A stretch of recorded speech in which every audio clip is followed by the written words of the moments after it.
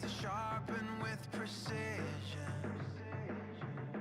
flashing your favorite point of view. I know you're waiting in the distance, just like you always do, just like you always do.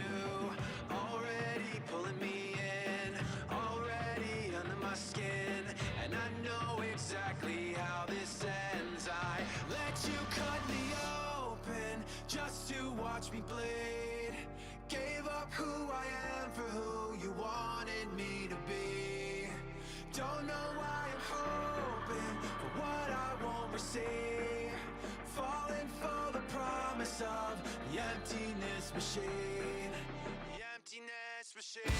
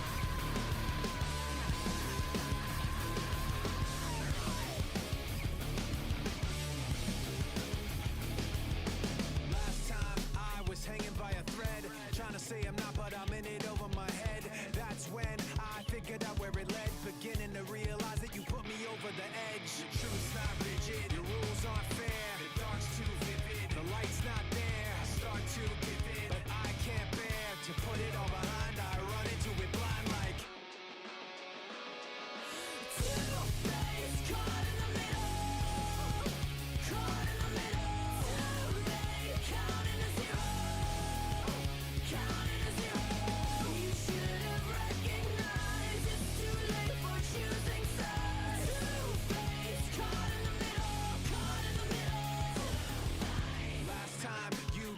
Wasn't true, and pointing every finger at things that you didn't do. So that's why I kept missing the clues, and never realized that the one that did it was you. The truth's not rigid, your rules aren't fair, the dark's too vivid, the light's not there. I start to give in, but I can't bear to put it all behind. I run into it blind like two-faced, caught in the middle, caught in the middle, too late, counting to zero, counting to zero.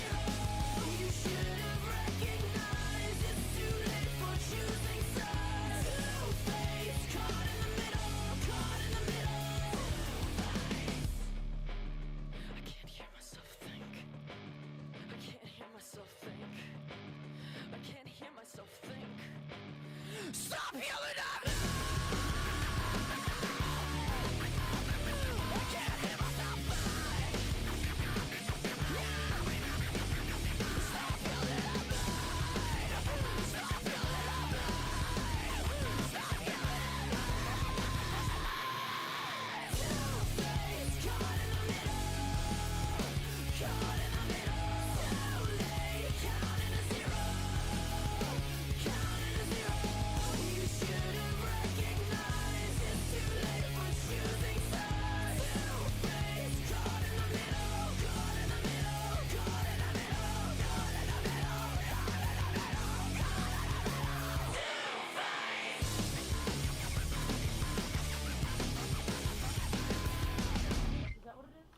That's what it is.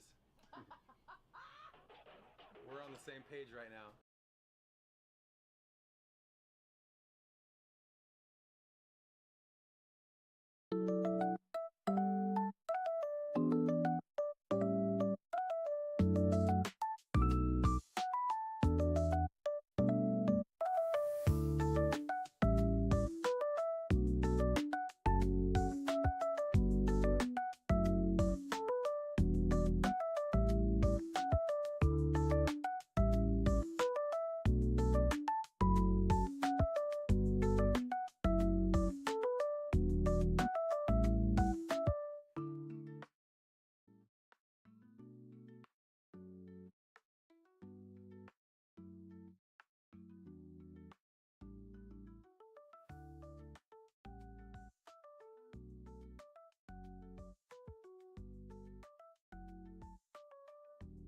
Good morning.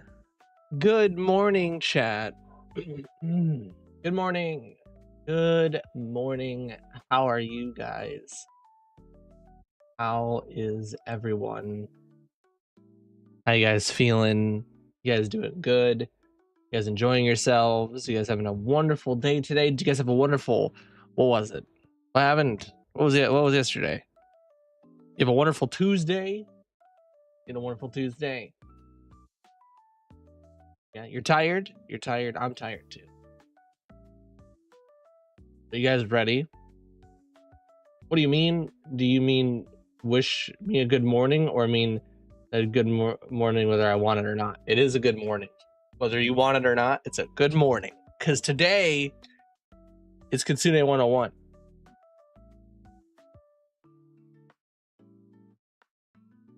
Tired to be tired? Wow.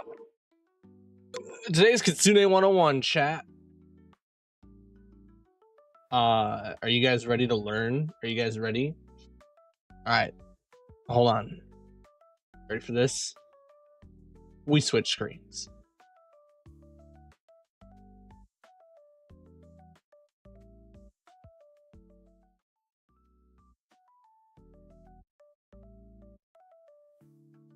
Oh. Alright. We ready for this again? We ready for this again, chat? We're doing this all over again. A whole new world. A whole brand new world. Bonjour, thank you. Thank you. Thank you. It's time, chat. It's time for Kitsune 101. No sound. Uh-oh. Do it again. Someone do VTS real quick. Well, let's fix that. Let's fix that issue right now. Hammer. Oh wow, there is no sound. Why is there no sound?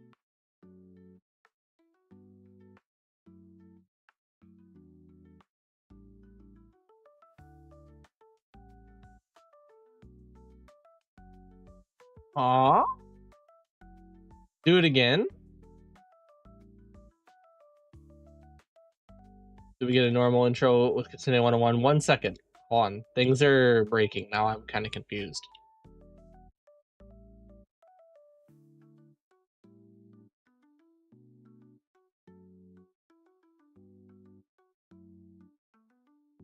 What is happening? Why?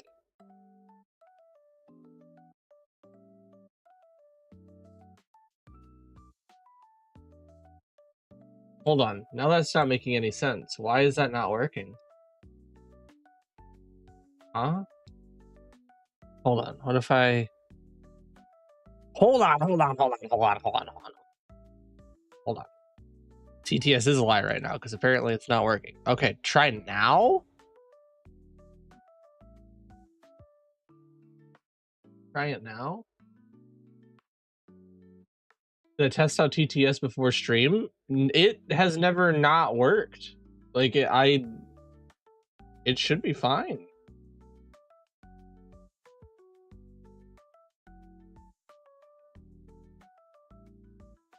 That's so strange. Oh, and I'll save. What the fuck? Okay. Now I'll go boop. I can hear it. Why can't you? All the stuff is working. Huh? Nane?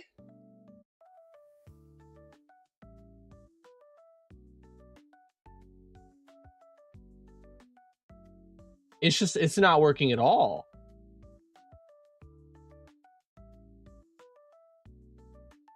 Scuffinari, it is Scuffinari. Hold on, we got technical difficulties. Let me see if I can't fix this.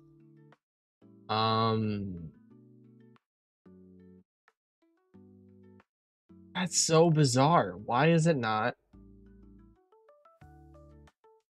working?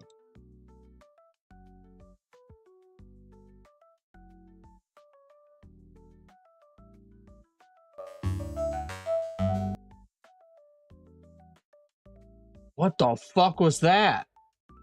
Did you hear that? What was that?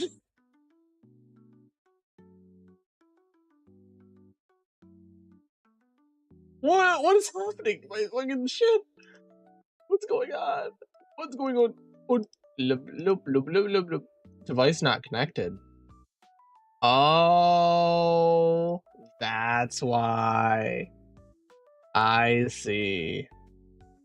Whoops, that's head pats. Hold on, now. Boobs. Okay, why is it doubled? Oh, it's because I'm monitoring and outputting, so it doubles for me? No? I can't believe you weren't ready still. A for effort. Is it double for you guys? Or is it just double for me? It shouldn't be double.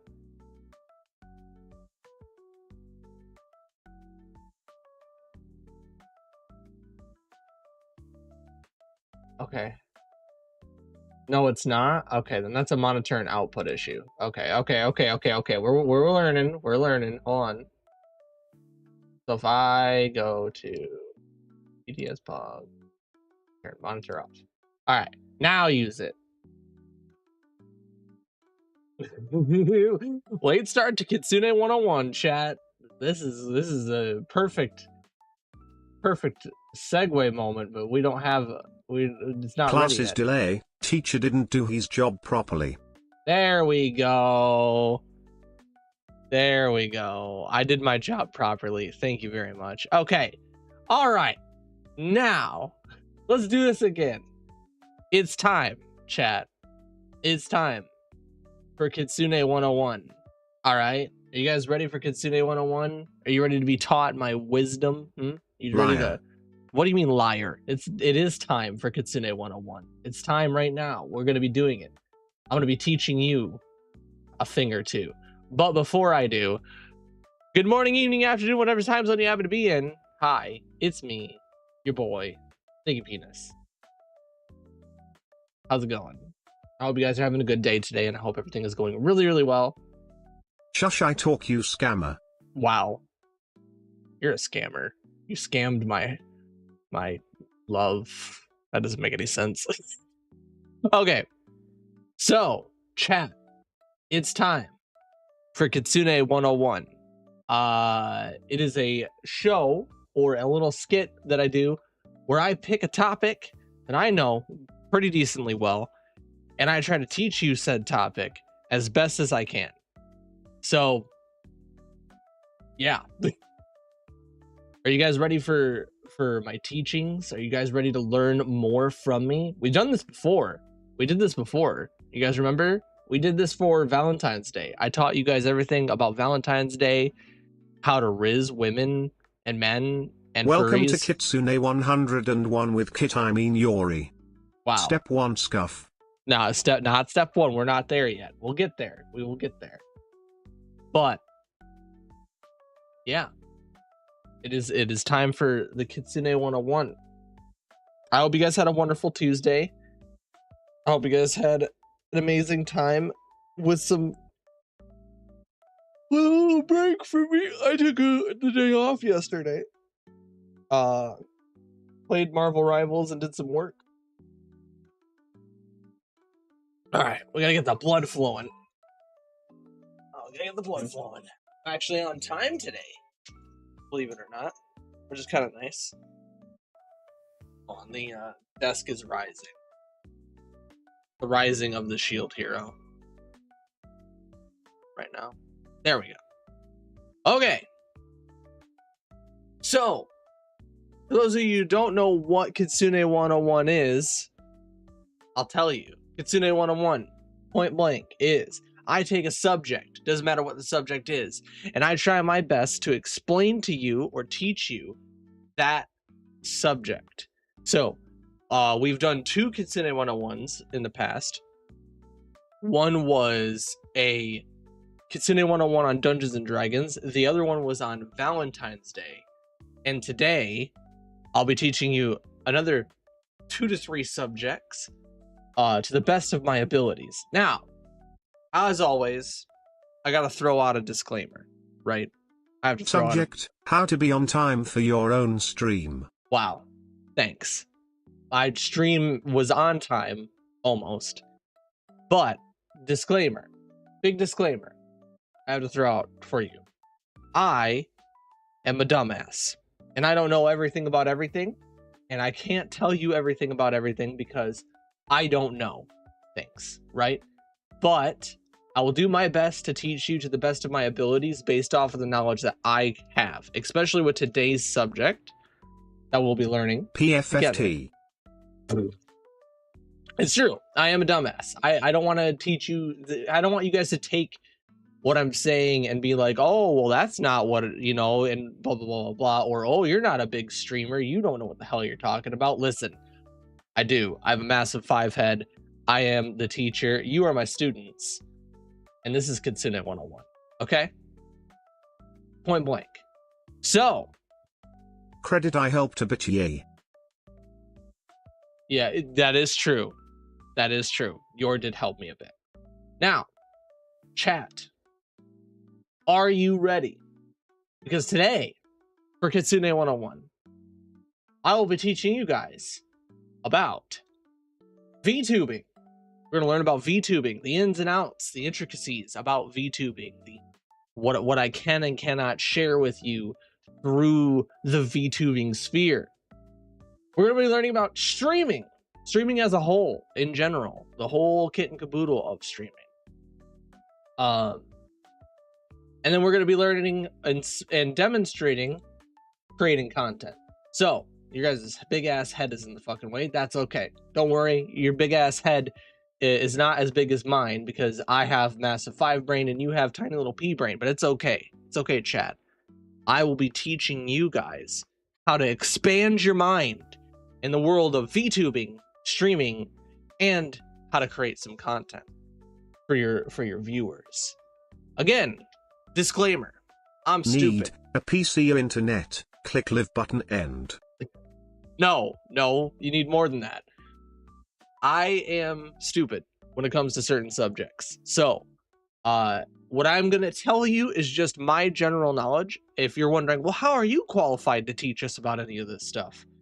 It's simple. I've been doing this for 3 years, okay? I've been streaming for 3 years and making YouTube content for 2 on the YouTube platform, which we are actually live on right now. So YouTube's going to get a full, raw, unedited Kitsune 101 as a VOD, which will be really, really nice.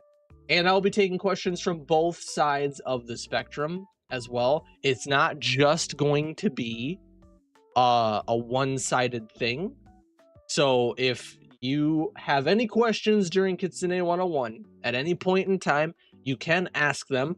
I will answer questions towards the end, or try to answer questions towards the end, unless we're talking about specific things, and then I will answer those questions probably in the heat of that moment.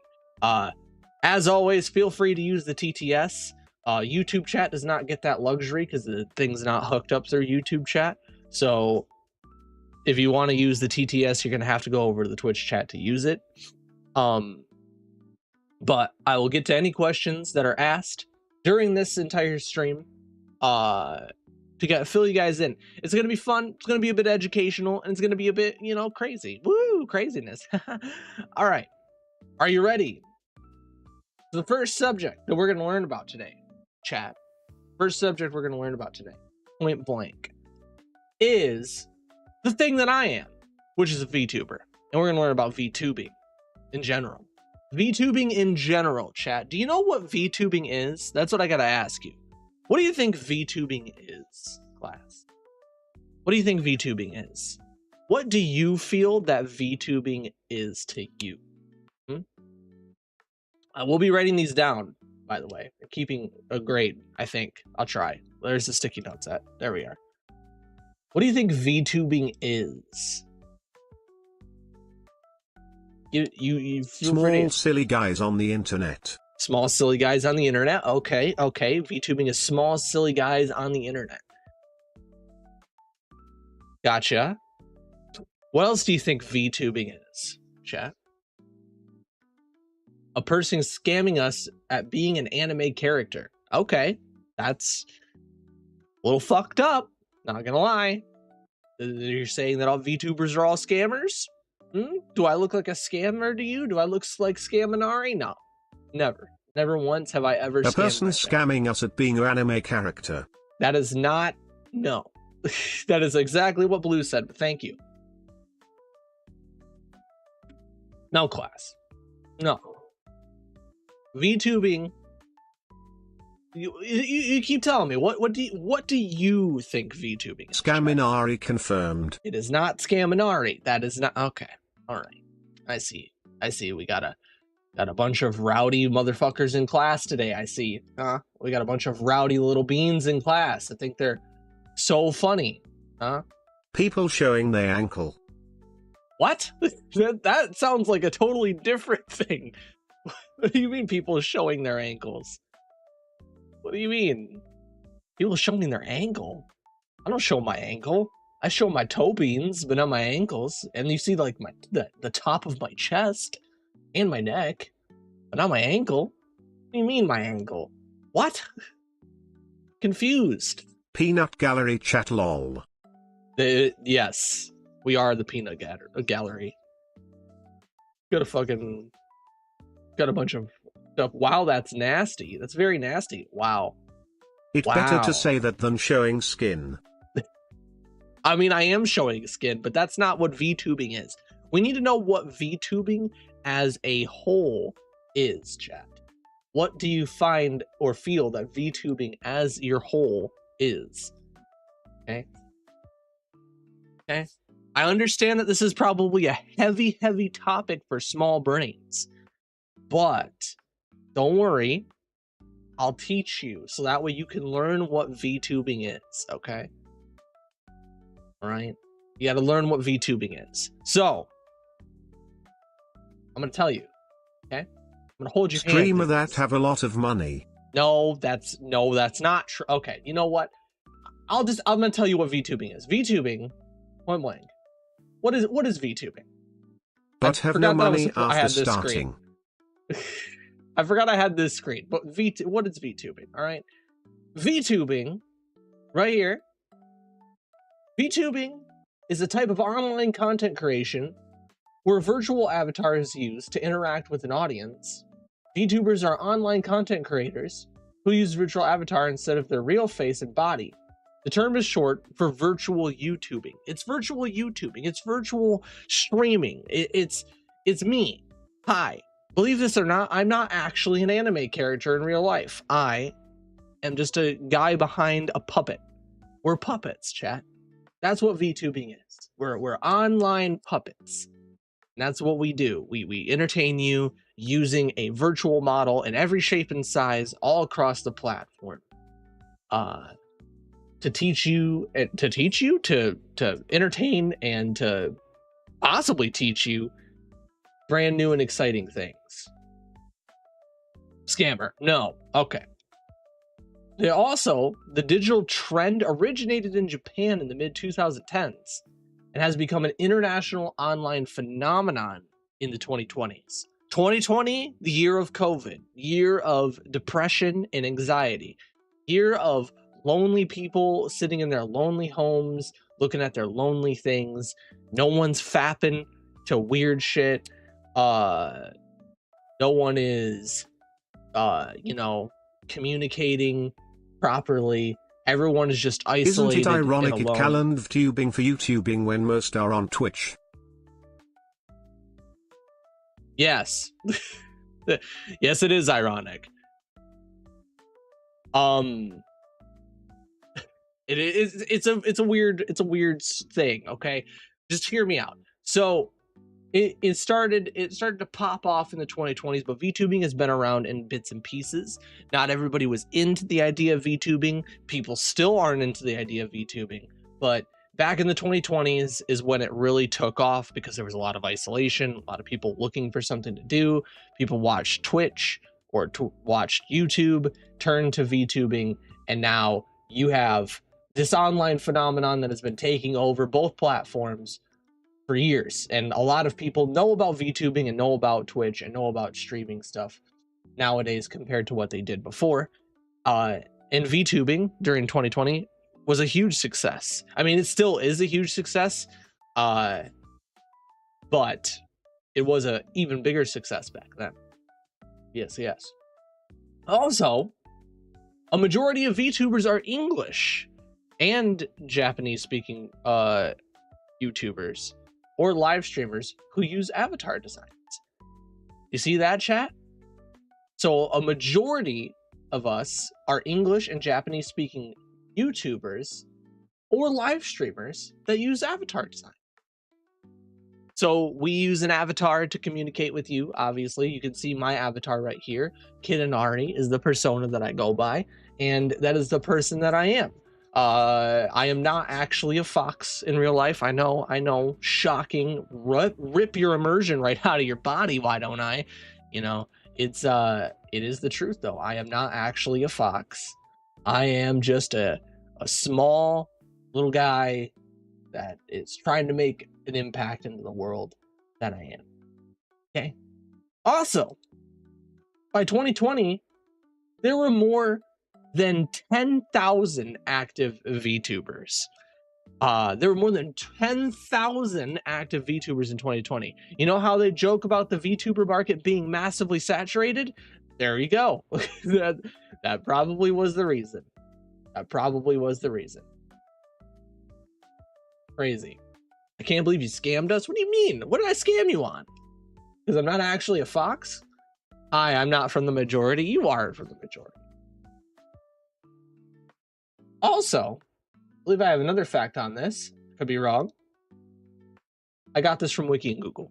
Just throwing that out there. It's from Wiki. It's from Google. Okay. Just point blank. That's where I got the sources from. Yeah. Okay. That's it. That's where I got that from. Now, Chatterino, my lovely little chat, my beautiful little class that is absorbing this knowledge into their noggin, pulling this knowledge in, right? You're probably asking yourself, well, chat, well, Kit and Ari, listen, dude, my guy, how do I start VTubing? The answer is you don't. This is out of order, but that's okay. The answer is you don't. But you're not. It's just a joke. Because I'm going to teach you how you start VTubing, chat. I'm going to tell you exactly how you start VTubing. Okay? You ready to learn? Are you guys all ready? You guys getting out your pads and papers and ready to learn how you start to VTube? Okay? Got a whole board and everything, so professional. Oh yeah, I take Kitsune 101 rather somewhat seriously. Somewhat seriously. I am a professional teacher. I'm teaching Alright, you my I'm wisdom. a graduate on Friday. You're no, don't graduate on Friday. Please don't. That is something that has happened. That is a huge thing. I will talk about that later. So if you want to hear my thoughts on VTubing and stuff like that, just wait until the end. I'll give you some pretty intense thoughts. But yeah, how do I start VTubing? You don't, lol JK. I'll tell you. So you're gonna probably need to ask yourself, well, what do I need? Okay, that's out of order for sure. What do I need to start VTubing? What do I need to be a VTuber? Okay, you're probably wondering, what is it that you need to be a VTuber in this industry? All right, I have not written everything down that you need, but I have written down some basic necessities that you're gonna need, right? First things first, you need a computer that runs programs and such. Okay, it runs programs, so you need a computer, blah blah blah. I'm having a hard time speaking. It's probably all the fumes that are in here from the paint. A computer to run programs such as OBS, VTube Studio, etc., and stream/create content. But please note, write this down, chat. You do not need a high-end PC.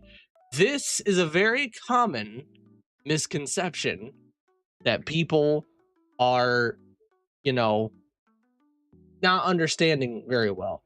People are like, oh, in order to be a VTuber, you need all of this money and all of these programs and all these things. The actual truth of the matter is that you don't. You can do it from a laptop. You can do it from a phone. There's ways to flub it around to do it from other platforms that are not just these extremely expensive PCs. And you just don't need it. Like I know VTubers who do it from laptops. I know VTubers, or I think I've seen VTubers who've done it from like cell phones. You don't need a high-end PC. So just so you're aware, a high-end PC does help because it does hold a bunch of programs that can help you, but you can live stream from pretty much anything nowadays. So high-end PC is not win. Laptop for the win, exactly.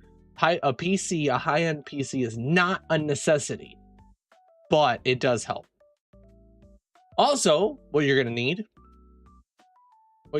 chat, is an original character. There are endless possibilities to VTubing, and you can literally be anything. When I mean anything, I mean anything. I mean that you can be, there's VTubers who are toilets. There's VTubers who are overlays for VTubers, like a VTuber overlay. There's VTubers who are a shoe, probably somewhere. The sky is the limit to how many VTubers that there actually are. I've seen the cheese VTuber before. There's a cheese VTuber. I've seen over sexualized characters. I've seen objects. I've seen poop. Like you can be a VTuber of anything as long as you have an original character, where you can pull inspiration from different things. Obviously, you can't copy one for one certain characters. I just want to throw that out there right now. You cannot copy one for one like an anime character, but you can pull an inspiration from anime character, from stuff like that.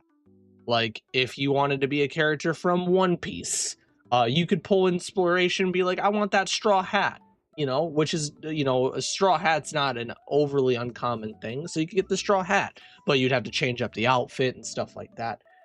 Pulling from different characters is not a bad idea, but yeah. Can I be a house? You can be a house. You could be a house. You literally could be a VTuber house. Just do not copy from anything.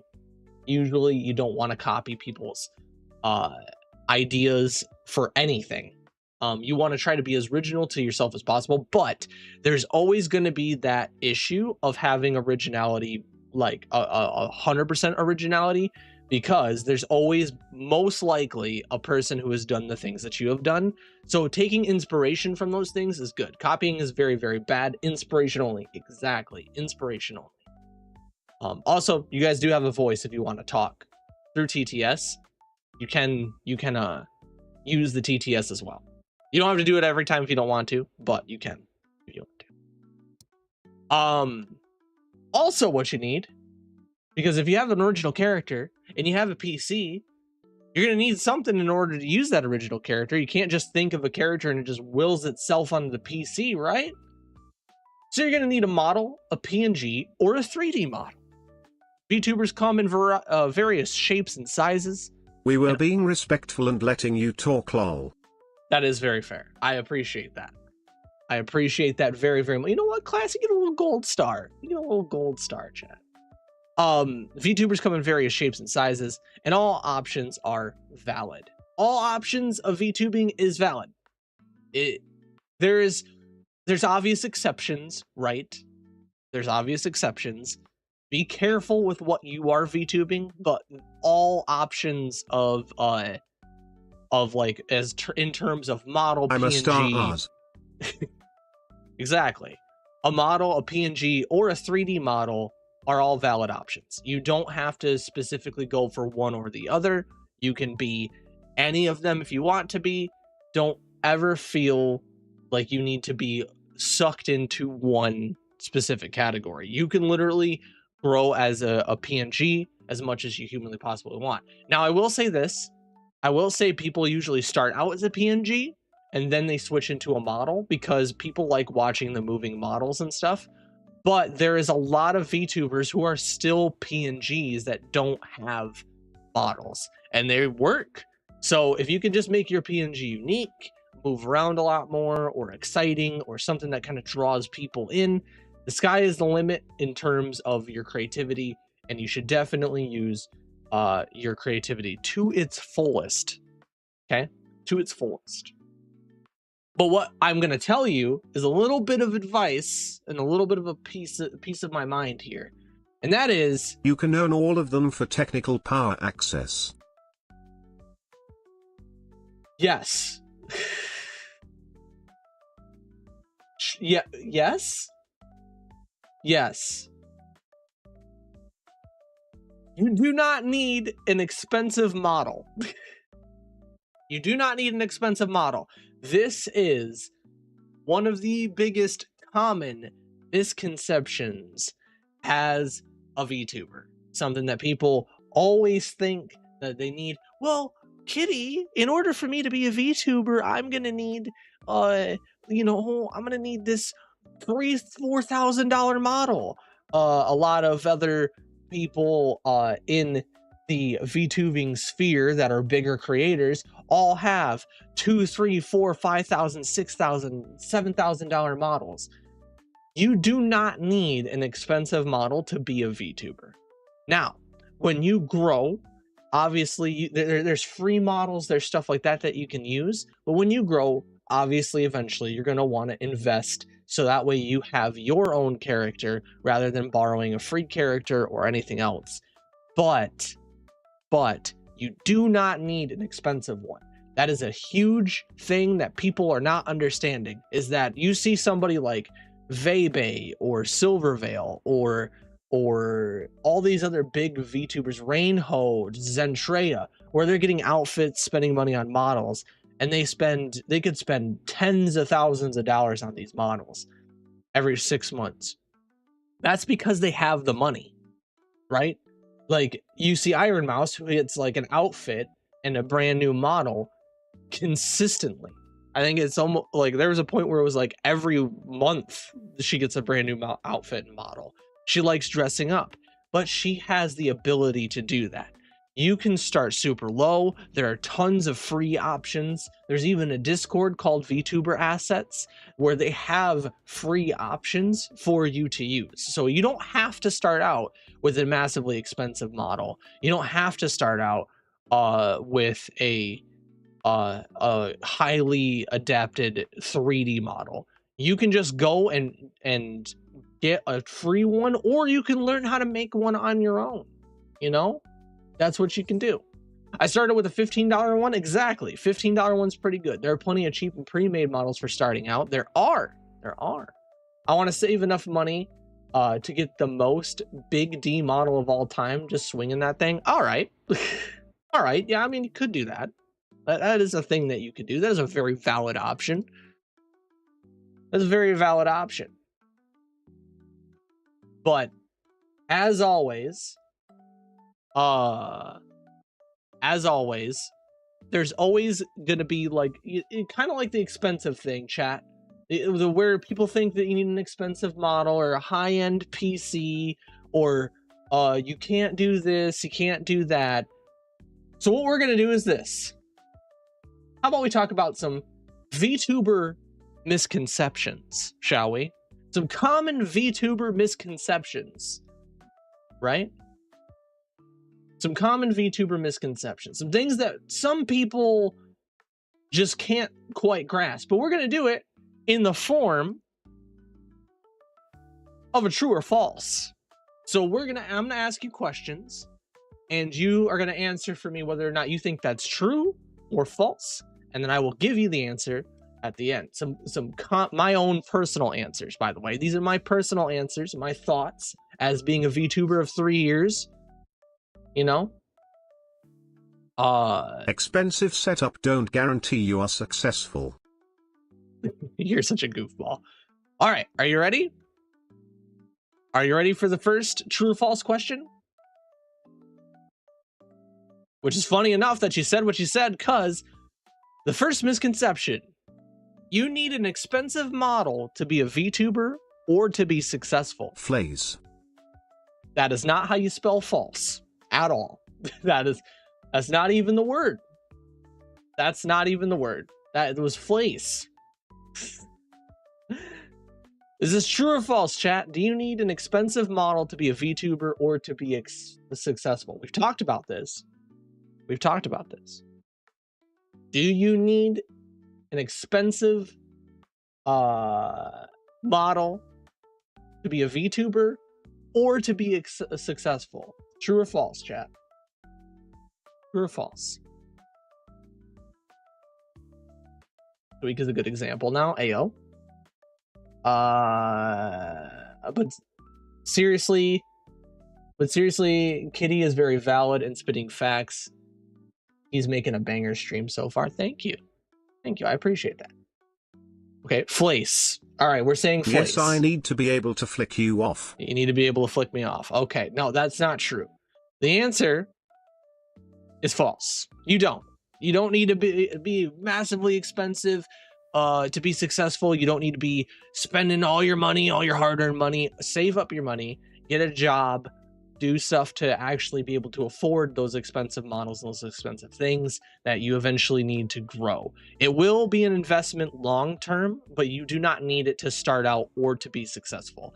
I legit do not have the funds to produce a bunch of very high-end expensive skits for you. Flays is better. Okay. I'm glad that we're establishing that flays is the word that you're going to use to say false. Great. So you don't need a big expensive model or a bunch of money in order to be successful.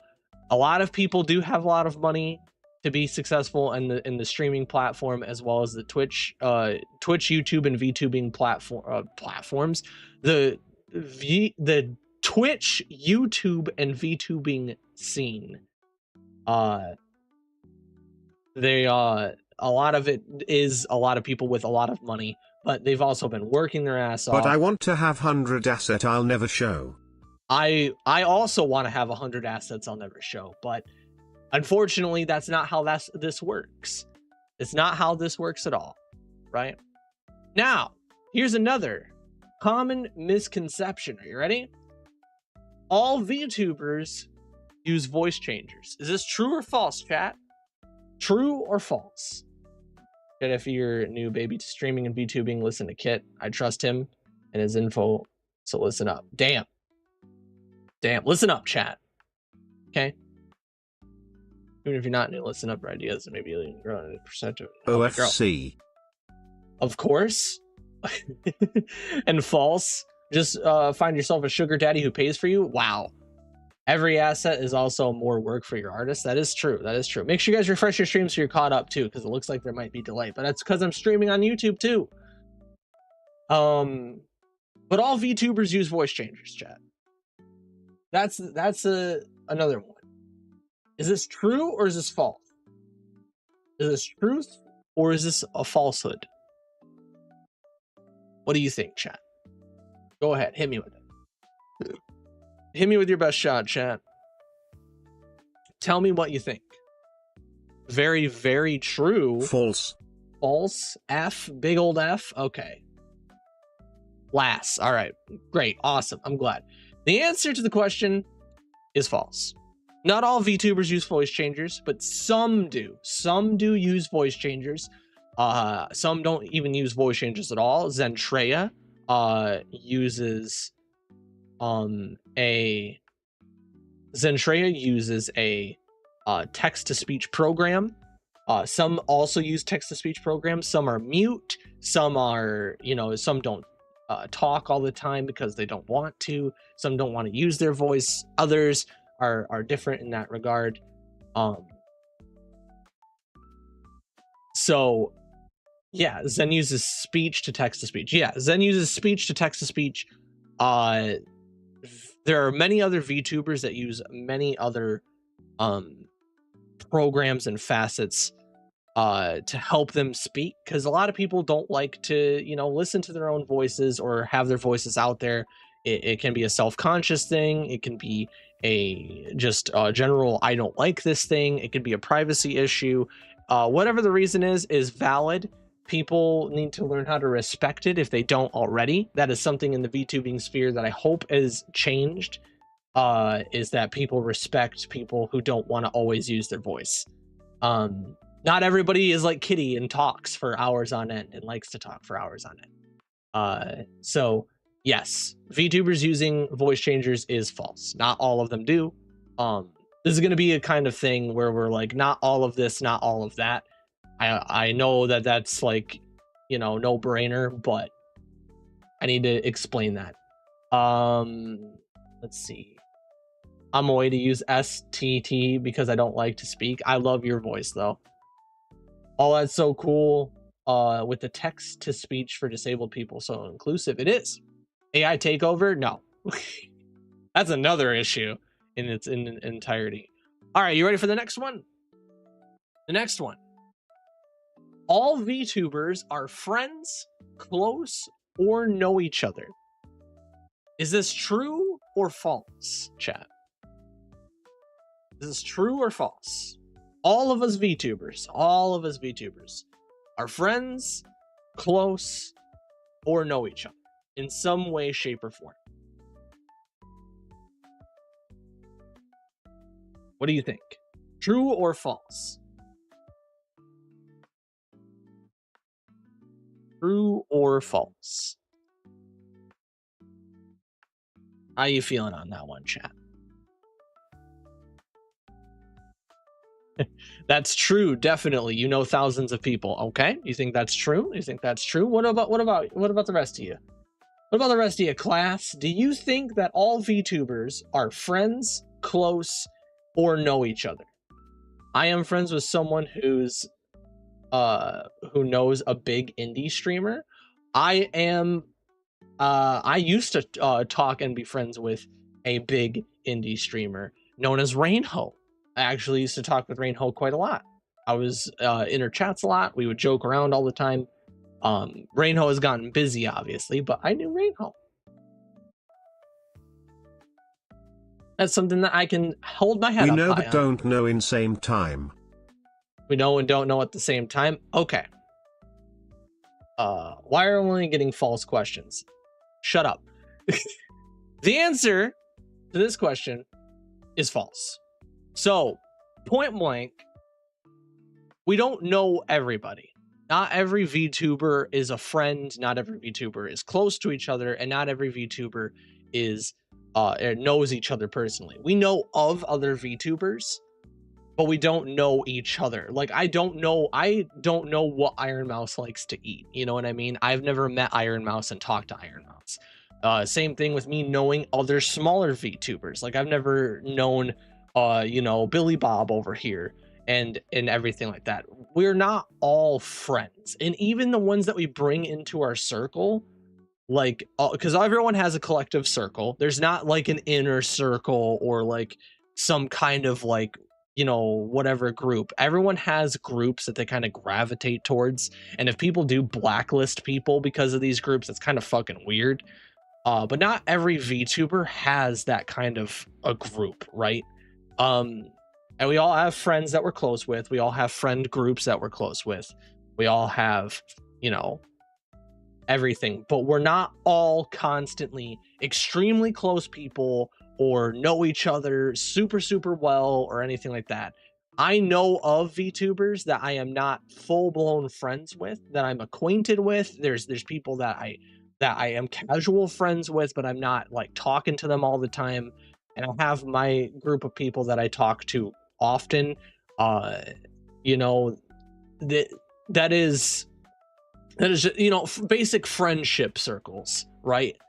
But we're not all close. There are some VTubers that I don't know. There are some VTubers that I don't like, but we won't get into that. There's some VTubers that I met that were my friends and are not anymore. And that's probably why you don't see them around. Sad case of clicks too often. Everyone groups up, and it can seem daunting trying to talk to someone from a group if you're outside of it. This is true. This is also an issue that happens in VTubing and streaming and anything in general, is just not getting out of that bubble. People don't like to step out of their bubbles. It's something that I've been trying to push for a lot of the time now, is to step out of the bubble and become more friends with more VTubers and more content creators and more streamers, and even just like casual play outside of streams with some more people. Is something that you should definitely push towards. I say, do not ever force yourself to not push towards something, ever. Okay, you should definitely push towards it. Mr. Teacher Kitty, may I be allowed to leave class for a moment? You can. That is perfectly fine. We're going to continue on, so you're going to miss out. There is a Q&A at the end of this where I'll be answering questions. So if you have questions, get them ready. Why don't you know what she eats? I do. I thought we were friends. Honey, we are way more than friends. Look, it's impossible for you to know everyone, but if you are big enough, then everyone can know you. Kind of. No, I feel like knowing of you is different than knowing you.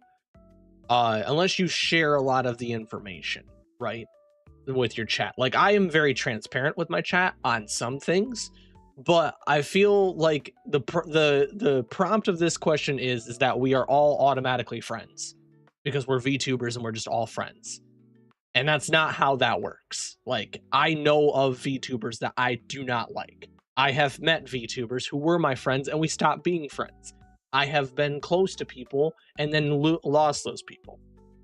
It is the same thing with life and everything like that, but we're not all just magically friends and okay with each other. Everybody has their issues and it's okay. Now, the next one. The VTuber market is oversaturated. This is just a kind of a question that's been thrown around a lot. Is the VTuber market oversaturated? True or false, chat? Is the VTuber market oversaturated? What do you think? What do you think, chat? Is it oversaturated? Facts? You think it's facts? Okay. Indeed. Indeed? You think it's indeed? You think it's truthful? The VTuber market is oversaturated. You think there's too many VTubers? Think there's too much stuff going on in the history of VTubing?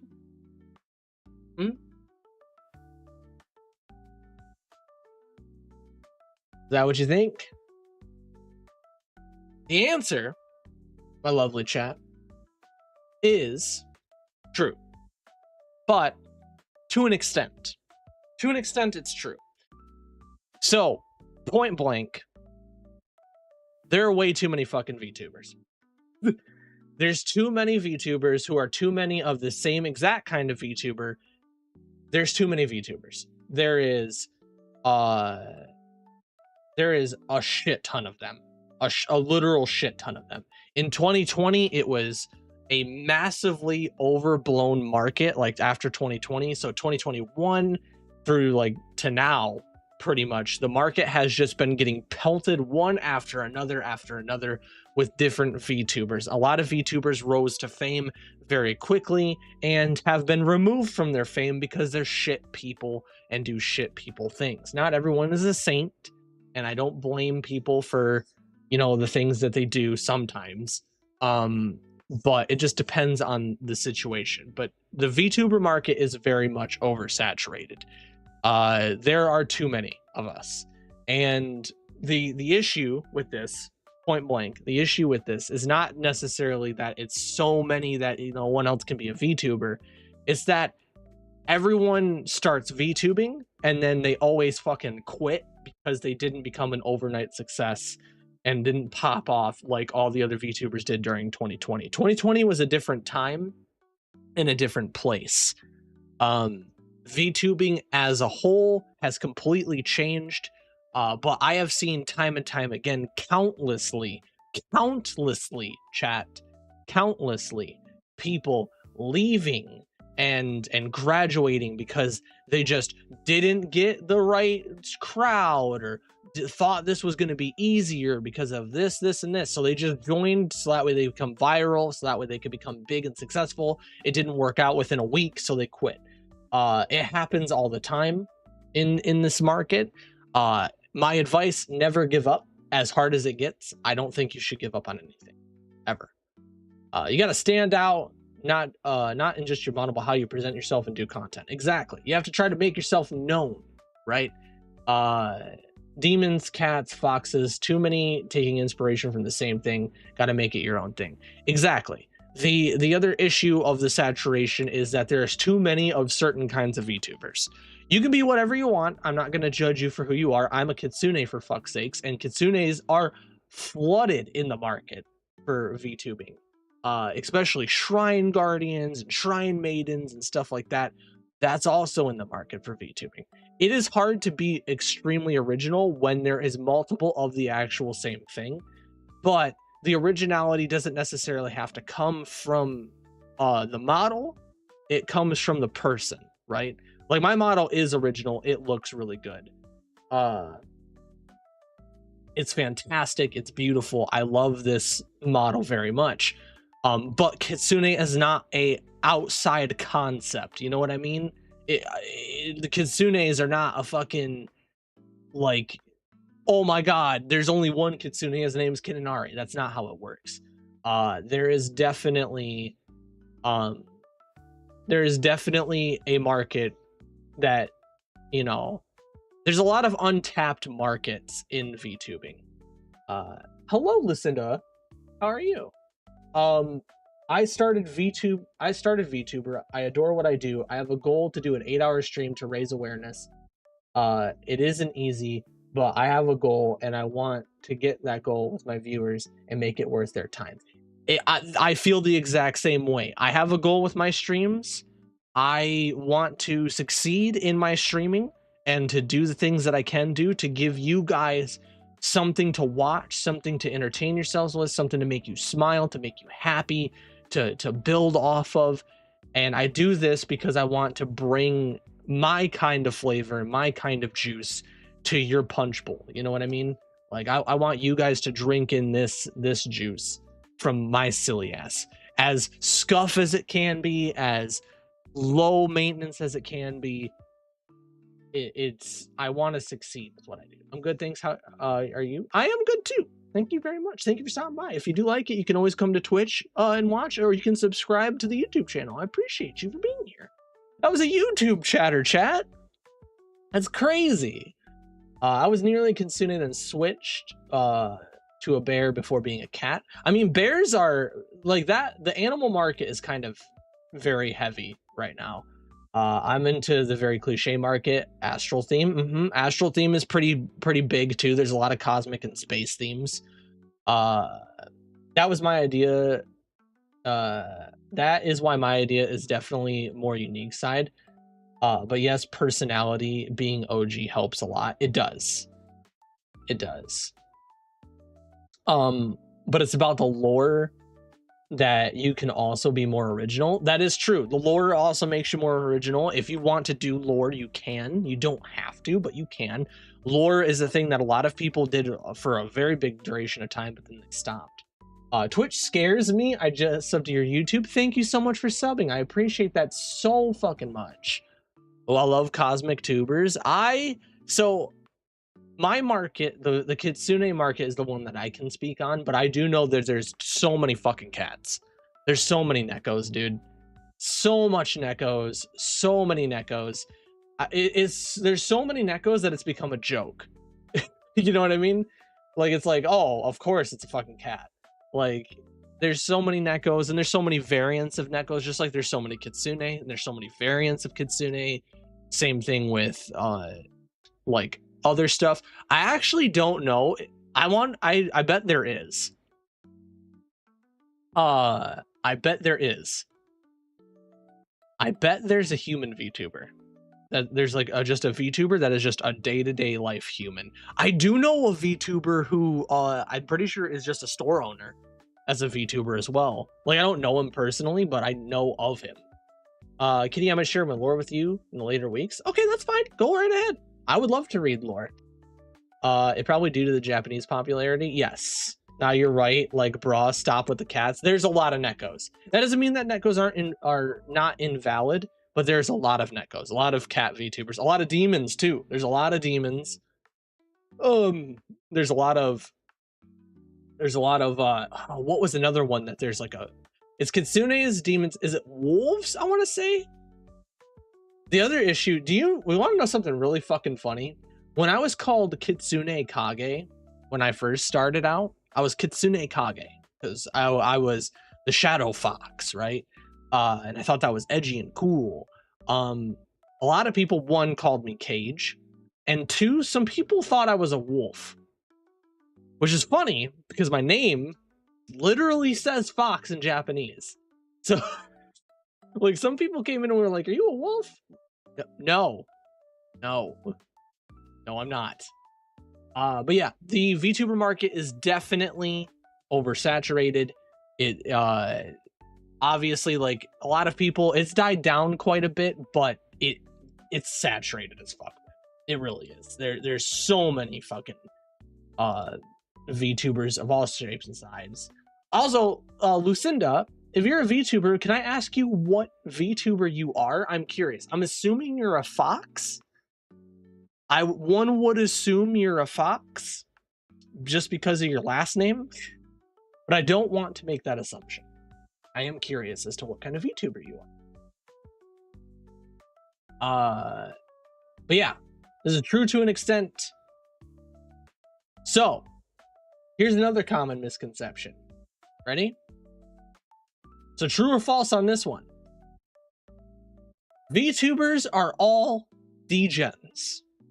Is this true or is this false? Chat. Is this true or is this false? Are all VTubers degens?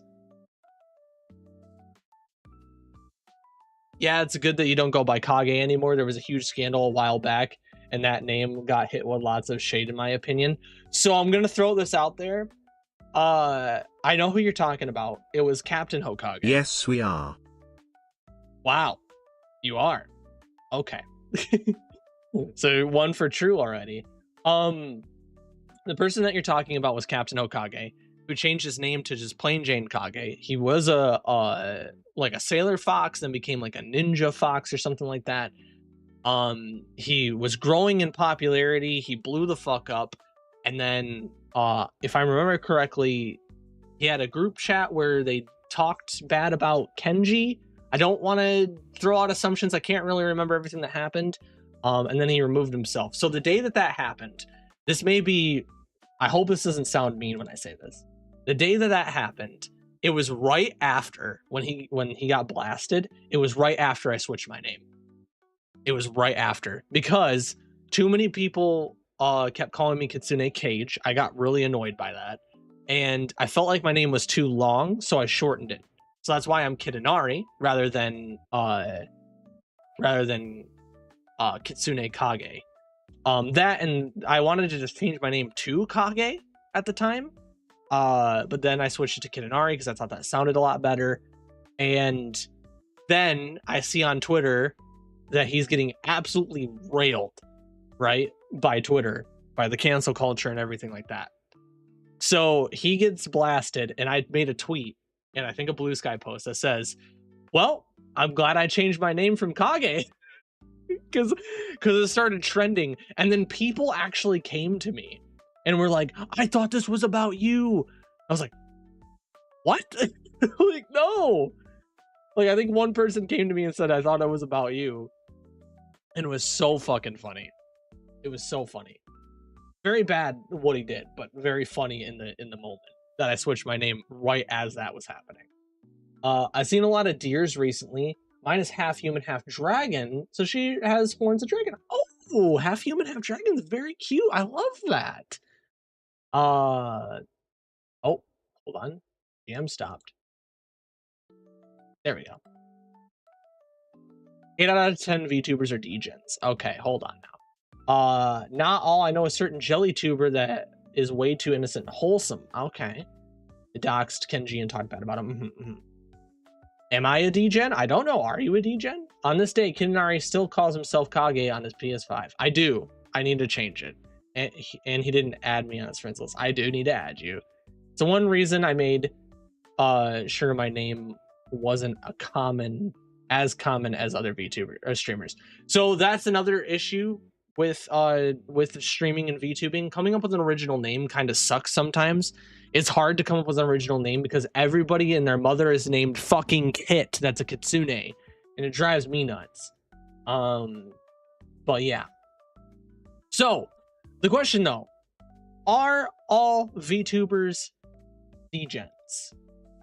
Are all VTubers degens, chat? Are we all degens?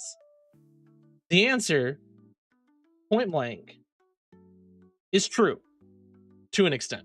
Okay. So this is a very big misconception. This is a thing that I have seen a lot of people kind of shy away from VTubers over. I just want you guys to know, point blank, chat, we're not fucking all degens, dude. We just all have horny tendencies, and we're always horny, you know, like a lot of the horny on main stuff and whatnot. But we are not all degens. We are not. However, a lot of us are. It's become a niche in the VTubing community. It's become a staple for some people. And we all have degen tendencies. I do think degens is being in the broad term rather than being like you are always degenerate. I do think there is always a level of horny to VTubers. There's always, in some way, shape, or form. There's a few exceptions to the rule. There's a few, like, you know, a small groups of people that don't actually do stuff like that, or larger groups of people that don't do stuff like that. But I do think that a lot of us are actually degenerates. It's just maybe we don't show it. You know what I mean? Like there's a lot of degeneracy that happens in the VTubings. So that's why I say it's true. It is true to an extent. Not all of us, we're all degens in our own right, but we're not always degenerate, if that makes sense. Okay. Yeah, when streamers are overly sus, I tend to stay away from them now. Too easy to be turned into sexual object. It's not the look I want for my channel. Exactly. I will say I know I am. So I can be, but I'm trying to pull away from it. And we'll get to that. With this next one, This will segue into this next one. The degen / horny on main trope is overdone with VTubers. Is this true or false, chat? Is this true or false? Is the degen / horny on main trope overdone with VTubers? Do you think that this is an overdone, overused trope that VTubing and VTubers have used for way too damn long to sell themselves, essentially? True, hell yes. At least I'm digestible, that's fair. It is overplayed to attract viewers, sadly. Okay, so you all think it's true? What about you, Lucinda? Do you think this is true? Also, just so you know, we are streaming on both platforms. We're streaming on Twitch and YouTube. So I'll be primarily talking to Twitch chat, but I have YouTube pulled up as well. So if you just want to throw in your opinions and drop some stuff in there, I will talk with you.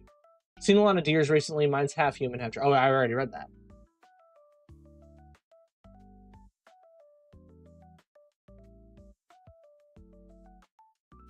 Excuse me.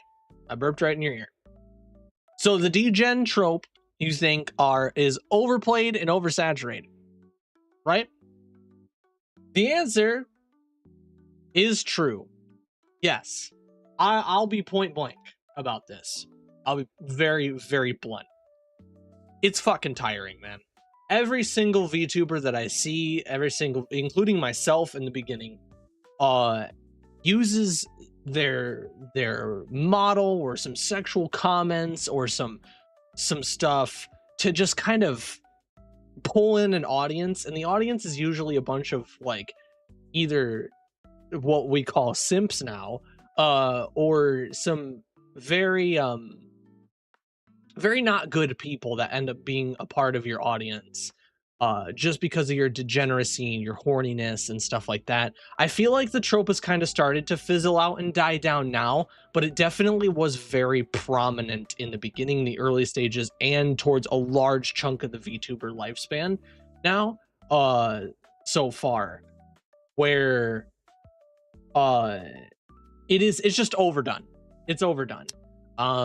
It's always like there's the horny degenerate stuff of like I've seen like VTubers talking about, oh, I want to touch her boobs and what, or like stuff like that. And not only that, it does kind of feel, and this is my opinion on this a little bit, it does kind of feel very much catered to one side of the market, because I've seen a lot of, okay, hear me out on this.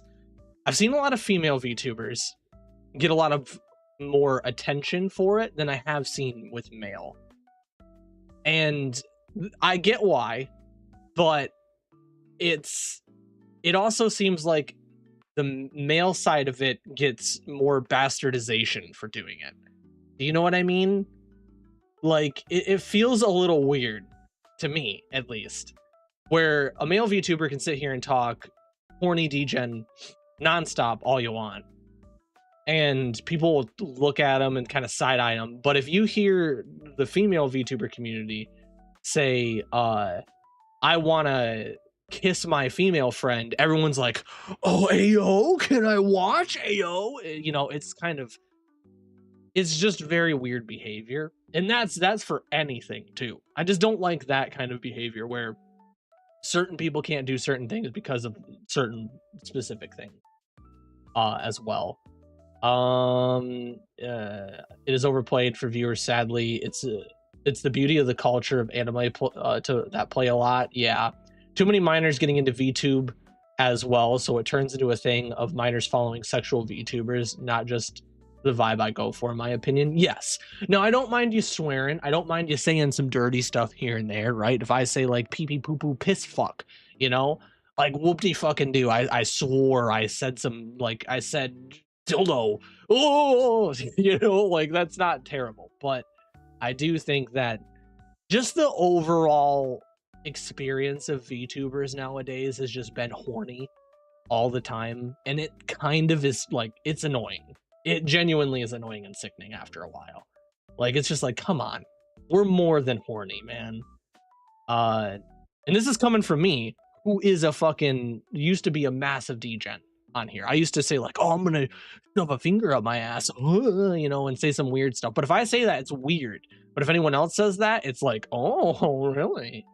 You know, it's a weird fucking stereotype. The most I think I do is simp for fictional characters. I mean, simping for people is not bad. It's the fact that there are people who build an audience based off of being horny. And while that can work for some, and if it works for you, it works for you, I personally think it's just a trope that's overdone.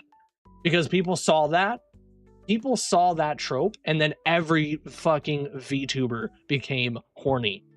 Like, that's a thing with VTubing, is that we see something working for one person and think that everybody needs to do it now. And that's why the market starts getting fucking way oversaturated with certain tropes, and it does drive me up a wall seeing that.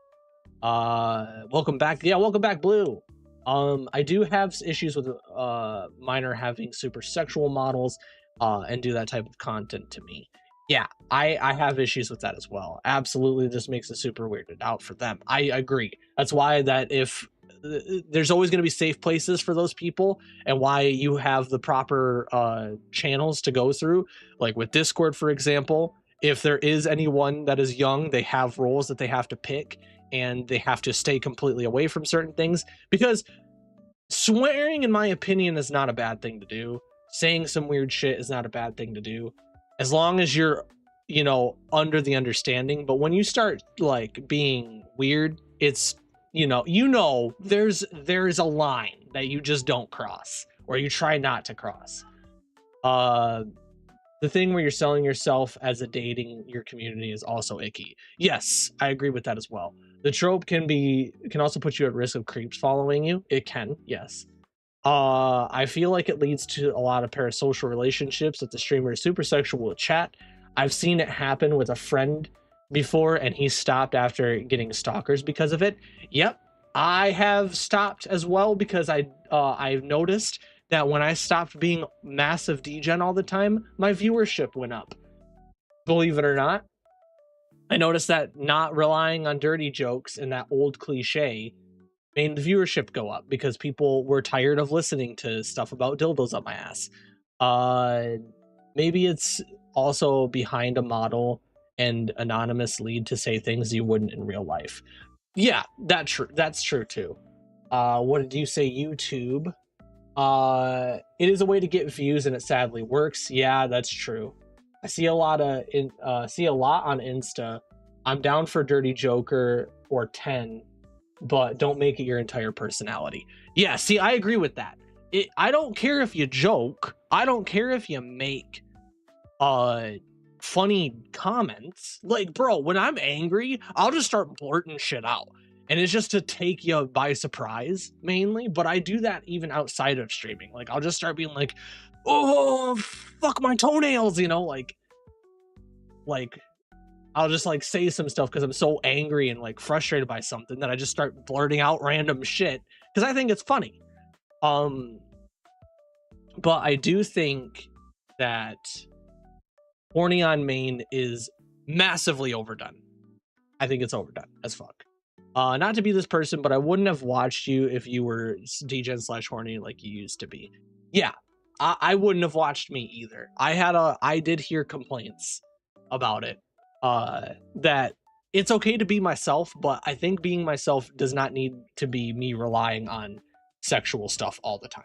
I have a Discord and we don't allow people to pick 18 plus rule. Us admins have to give it out.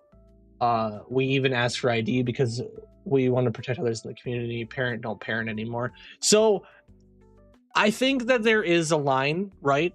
Like for Twitch, for example, I have to put 18 plus on my thing now. I have to mark it as a 18 plus thing. For my Discord community, anyone can really join as long as you pick the proper roles. And if you don't pick the proper roles or pick roles that you're not supposed to, you get removed.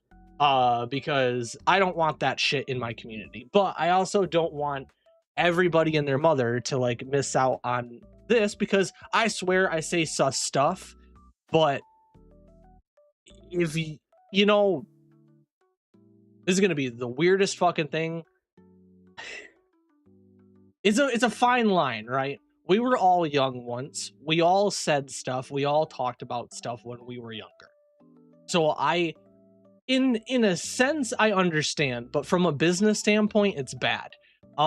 With YouTube and Twitch specifically, YouTube is different. I think that people are gonna watch whatever YouTube video they want to watch, regardless of what you have set up. I used to watch swearing videos when I was younger, but with Twitch, the whole thing is that basically you can't have that in your chat if you have it labeled as such. So if people are here that are that, they have to go. Plain as day. They have to. I have to remove them. But with like Discord, I think I have it a bit open. I might switch to more 18 plus oriented, like fully into the Discord. Because I feel like that would just make people more comfortable. So I actually might do that relatively soon. But my Discord is open to pretty much anyone, but I think I may have to push back on that one for sure. But D-Gens, the trope is completely overdone. Kratzy, somewhat wholesome king. I try to be wholesome as much as I can. It is completely overdone. Okay, you ready for the next one? The VTuber community is a toxic, drama-filled mess.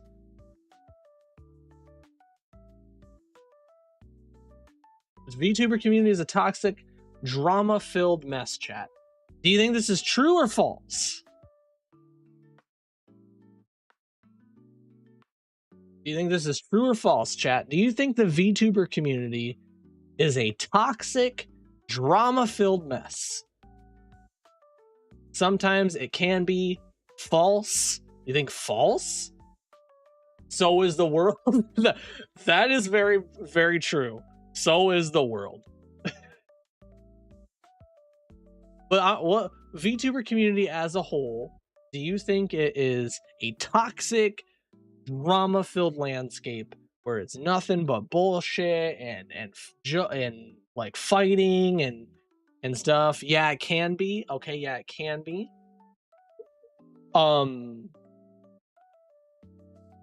Anybody else? Any other pieces of this? Do you think it's a toxic, drama-filled mess? So, only when someone wants to hop on the bandwagon of drama and clout, but that happens everywhere. Shane, respectfully, how? Okay, so this is a trick question because it's both true and false. Now, hear me out. The VTuber community can come together and be a really wonderful space for a lot of people. It can be. A lot of VTubers, a lot of streamers, a lot of content creators can come together and band together, and you can see some really beautiful things. I can tell you right now, with 100% certainty, that I have seen, and one of the biggest reasons I even became a VTuber, I have seen a community grow and form of people just being respectful, kind, loving, caring towards each other. A lot of people are respectful. A lot of people are happiness. You know, they exude happiness. They are positive. You know, a lot of people are. Right. I gotta feed the child. I may be back before you finish. Glad that you could stop by. Thank you. Thank you for stopping by. Well, if you do come back, there will be a Q&A later, so don't worry. You can ask a bunch of questions. I'll give you as much knowledge as I possibly can.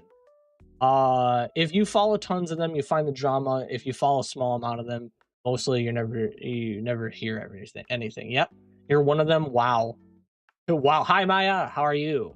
Hot take. I don't think it's a VTuber thing. I think it's a human nature. Anywhere there's people, there will be people who get along and people who don't. Well, okay, so that's not a hot take. That's just a straight fact. That is true. But because of the context of this this Kitsune 101. It's Meowza, by the way. Okay, Meowza, I apologize. Because of the context of the Kitsune 101 right now, I'm specifically talking about the VTuber community as a whole.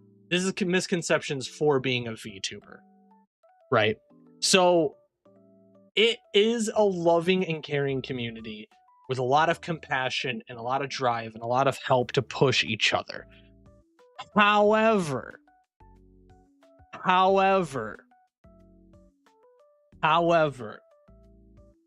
something that has become also overdone and also oversaturated is the constant Google Docs, the constant badgering, the constant community slammed, the bandwagon jumping, the bashing, the hate bashing. The VTuber community has a massive problem with when two VTubers are fighting each other, the communities become a ravenous animal. It is disgusting behavior, and it became so dominant that the VTuber community has had a bad rep of that happening. The fan base attacks anyone that fights against itself, and it never is anything like good. It's never constructive. It's never anything like that. It's always deconstructive and always personal attacks, constantly. It's a constant thing.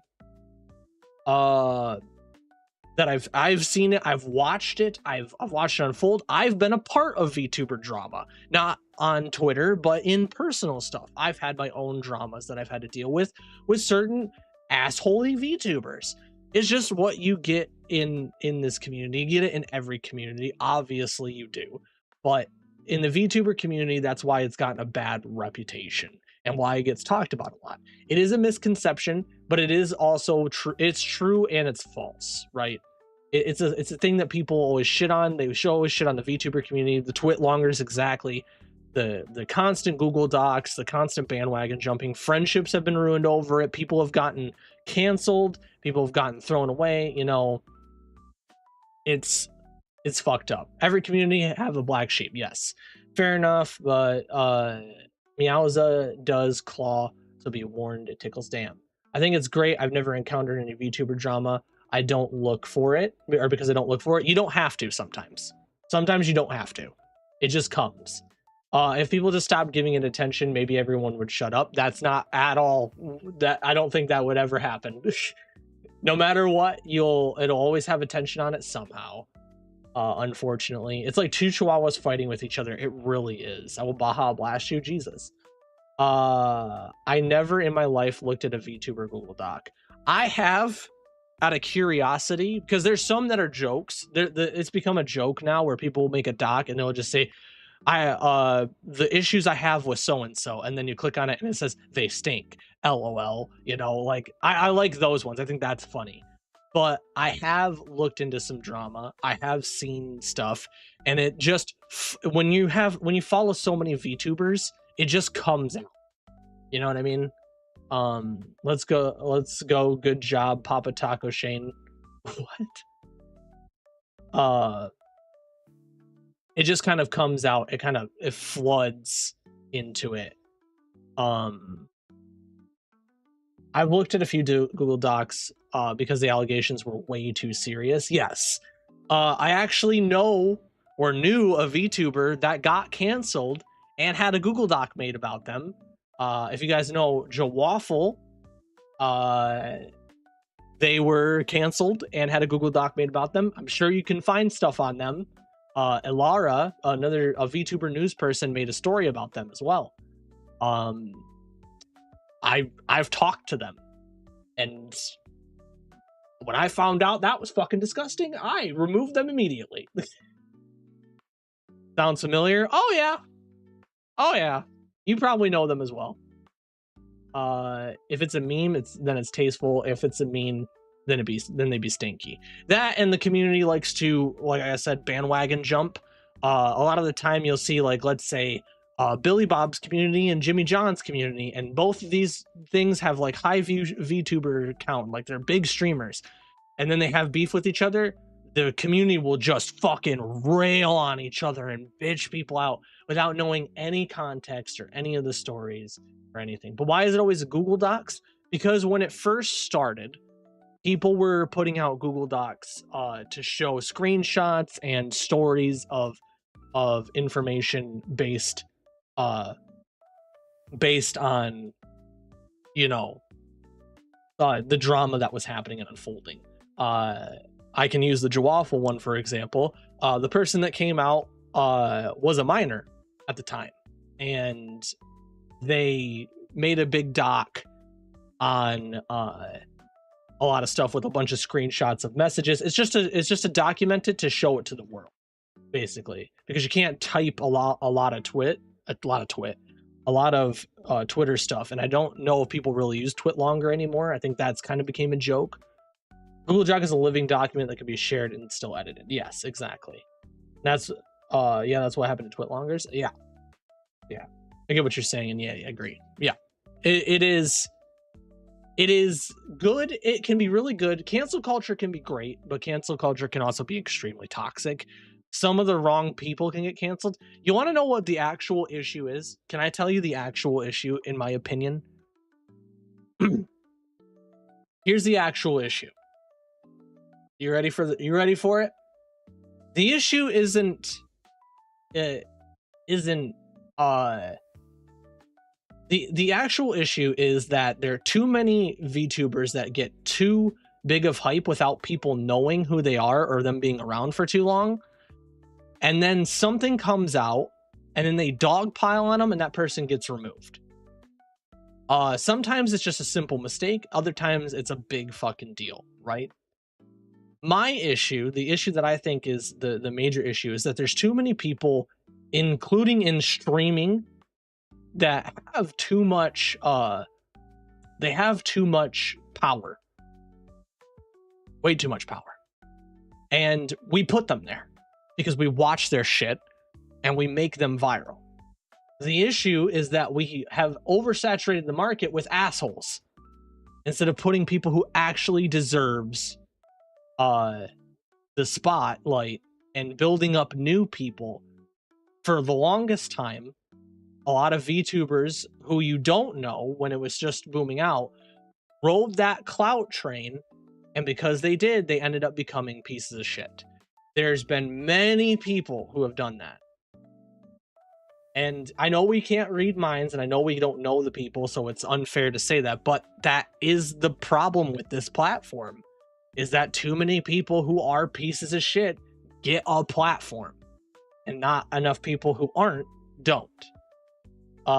There's no background check to be a streamer, exactly, but there's always bad people in these positions. Yes, there's always bad people in these positions, always. But then here comes the thing. From a moral standing, not everything that every VTuber does is bad. So sometimes there's Google Docs made about drama, and then when it's explained, people will still bandwagon jump and be assholes, even though it's been explained and they've been proven wrong. You know what I mean? Hi, Matsu. People don't know how to really do criticism. People just believe the first thing they hear, and people don't know how to handle criticism. Yeah. People don't know how to be constructive with criticism, or to be blunt. You know what people don't know how to do nowadays? Actually, something I can complain about. You want to know what people don't actually fucking know how to do nowadays? Talk to people. That's what people don't know how to do. People don't know how to vent. People don't know how to address things in a decent human manner. Instead, what we do is we decide to fucking we decide to hide behind a wall on our little screens, and we avoid any ounce of confrontation with anybody because we want to instead blast it to the world like a bunch of fucking children, or we want to run and hide from it because we just don't. No, we don't want to help this person be better and change. We want to just run. That's it. Good talk. I'm re-lurking. Well, thank you for lurking. Appreciate that. Imagining you're imagining. Damn. Thank you. That's crazy. But it's the truth. It's the truth. And that I'm calling myself out on that too. People don't talk. people don't communicate. People don't voice their things. I know sometimes it's hard to do. I know that's a very extremely hard thing to do. But you can't change anything if you stay fucking quiet, right? People aren't going to change for you or anything if you stay quiet. You know? Guilty? Exactly. Also, side note, I love your model. I think I told you before, the eyes locked, got me locked. Ayo. Do you want to see the 2.0 real quick? Can we show 2.0 really fast, chat, before we... Here. This is 2.0 right here. This is what's coming in the foreseeable future, like very, very soon, hopefully. Once I'm able to see some more stuff on that. Wait, there's a 2.0? Yep, this is my 2.0. He's going to be fully fleshed out and look exactly like how my chibi looks, with some minor tweaks and adjustments. But yeah, this is him. This is my boy. Soon. What the yuck? Yeah, he's my boy. He's got everything that I have. He'll have much more detail and design, but that's the sketch of it. I'm very excited for him. Very, very excited for him. But yeah, people don't know how to talk. People don't know how to talk. People don't know how to communicate. People don't know how to speak. People don't want to, you know, to be confrontational. I get it, but people can't change unless you are. Point blank.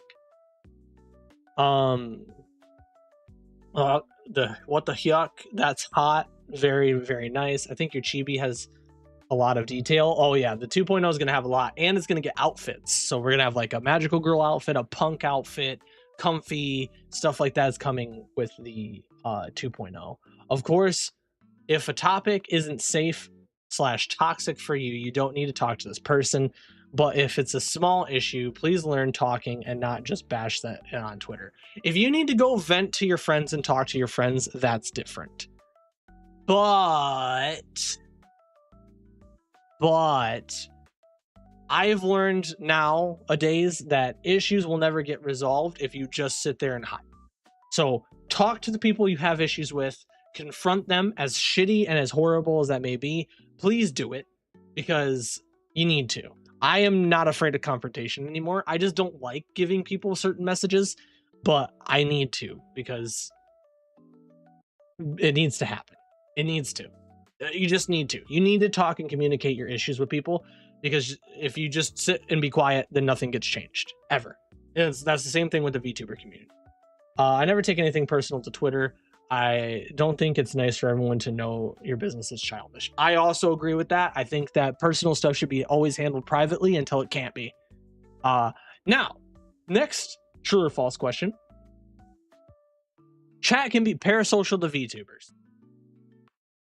Is this true or false, chat?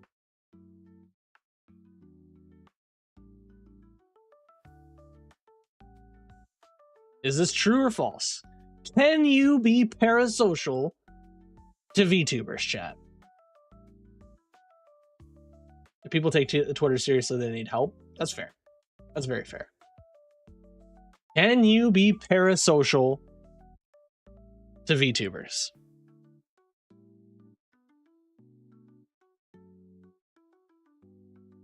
As if can or should? Can. Oh, come on, that's easy. I mean, you know, we're gonna throw some easy ones in here. Yes, please. It's so nice. Yes, please. It's so nice overstepping boundaries and getting too deep with your I was like, what? I took that very seriously. The answer is true. You can be parasocial with anybody, right? You can be parasocial with absolutely anyone. Why is... Oh, I see why. You can be parasocial with absolutely everyone. Absolutely everyone can have parasocialness happening. VTubing, it happens quite often. It also happens a lot more often, I feel like, with a lot of the female community of streaming and content creation. I think it happens quite a bit.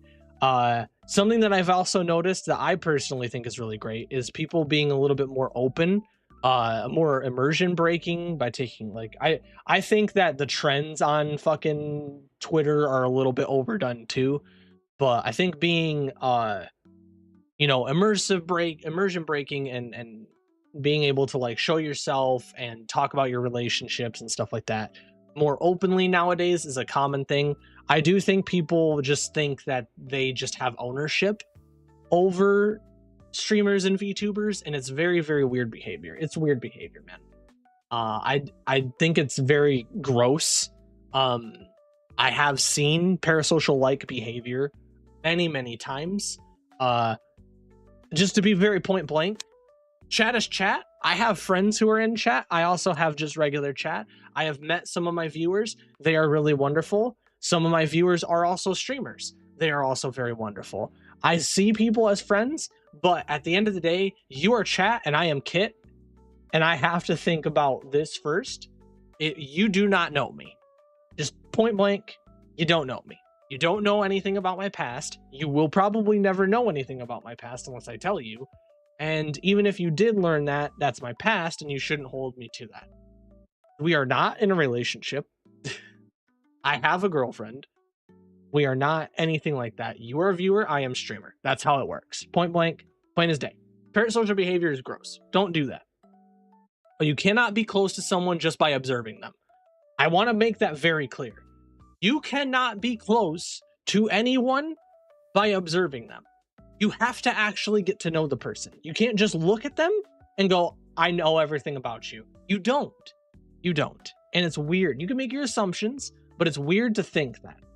You have to actually talk to the person. Okay? Just throwing that out there. So yes, it is true. It's a very easy one. Very true. Oh, come on, that's easy. Yes, please, overstepping. Every streamer gets parasocial viewers, but they shouldn't be parasocial. Exactly. Chat can be very parasocial with VTubers and streamers alike. You ready? Boop. Anyone can be a VTuber. True or false, chat? Anyone can be a VTuber. This is an easy one. This is an easy one. This is true or false. We've talked about this. Even though I hang out with many in VC, I still don't know how many are friend or more so acquaintance. Exactly. Exactly. Anybody can be a VTuber at all. Any single person can be a VTuber. Can you be a VTuber? It's hard to I think it's hard to control having no parasocial thoughts at all, but it's different to act accordingly, and that is not okay. Yes, I agree. Agree with that. True, yes, yes. Okay. The answer, shockingly enough, is true. Any person and their mother can be a VTuber. Anybody can be a VTuber. You don't have to, there's no specific guidelines. You don't need to be rich as fuck. You don't need to have a whole shit ton of money. You don't need to be a certain way. You can just be a VTuber. And any single person and their mother can be a VTuber. All you have to do is just have the will, the drive, the understanding, and the basic knowledge to succeed in this endeavor, and you too can be a VTuber. You can literally fire up a stream right now with a cheap little model and be a VTuber today if you want to. Everyone can do it. What about my cat? Can he become one? Actually, yes. Your cat could become a VTuber. It is true. You can put your cat in front of a screen and then get a little model up for him, and then it moves around. You know? You could probably do it. But yeah, anyone can be a VTuber at all. Everybody has the ability to be a VTuber.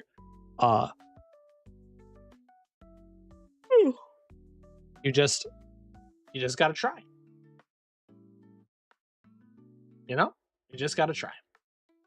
Now, what is something about VTubing and creating content that all kind of have in common, right? We all do some specific things. We all can stream. We all do YouTube. We have different platforms we can be on. But the next subject that I'm going to talk about is streaming. Streaming. Primarily streaming. Primarily any kind of streaming content that you can do is what I'm going to talk about. Streaming. Any streams, anything like that. I have been streaming for 3 years. I have been doing this for 3 years as a VTuber and as just a streamer, which in my opinion are both one and the same, right? So anybody can stream. Are you ready to learn about streaming, chat? You ready to learn about streaming? You ready to learn about the content creation sphere? My question to you, chat, is what is streaming? What is streaming, chat? Tell me. Hit me with it. Hit me with your best shot, Chad Reno. Hit me with your best shot. Smack me with it. What do you think streaming is as a whole? What do you think streaming is? Tell me. What do you think streaming is, chat? What is streaming? Also, refresh your streams. I think there is a little bit of delay because of me streaming on both YouTube and Twitch at the same time. So just refresh your streams. That way you're caught up. But what is streaming? What is streaming? What is the core of streaming to you? What do you think it is? What do you feel that it is?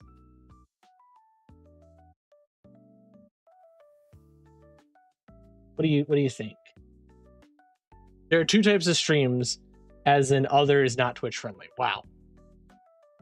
So streaming is eating chips while you play a game and talk to yourself. Okay, all right. It's selling your soul. Oh, all right. I don't know if we'll go that far, but yeah, sure. Sure. What do you think, chat? You think that it's you think anything else on streaming? What is streaming to you? What do you view as streaming, chat?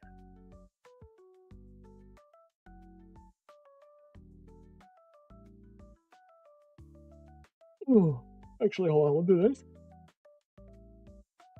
Wow. There we go. We can do that. That way it's not in the way all the time. So, point blank, I'm going to tell you what streaming is. I'm going to teach you what streaming actually is, coming from a streamer of 3 years. Streaming. Okay?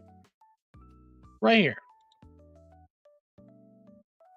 It is a method of transmitting or receiving data, especially video and audio material, over a computer network as a steady, continuous flow, allowing playback to start while the rest of the data is still being received. That's what streaming is. You can stream anything. You can stream on Netflix. You can stream on Hulu. You can stream on a lot of other people. A lot of other people? I read the word people.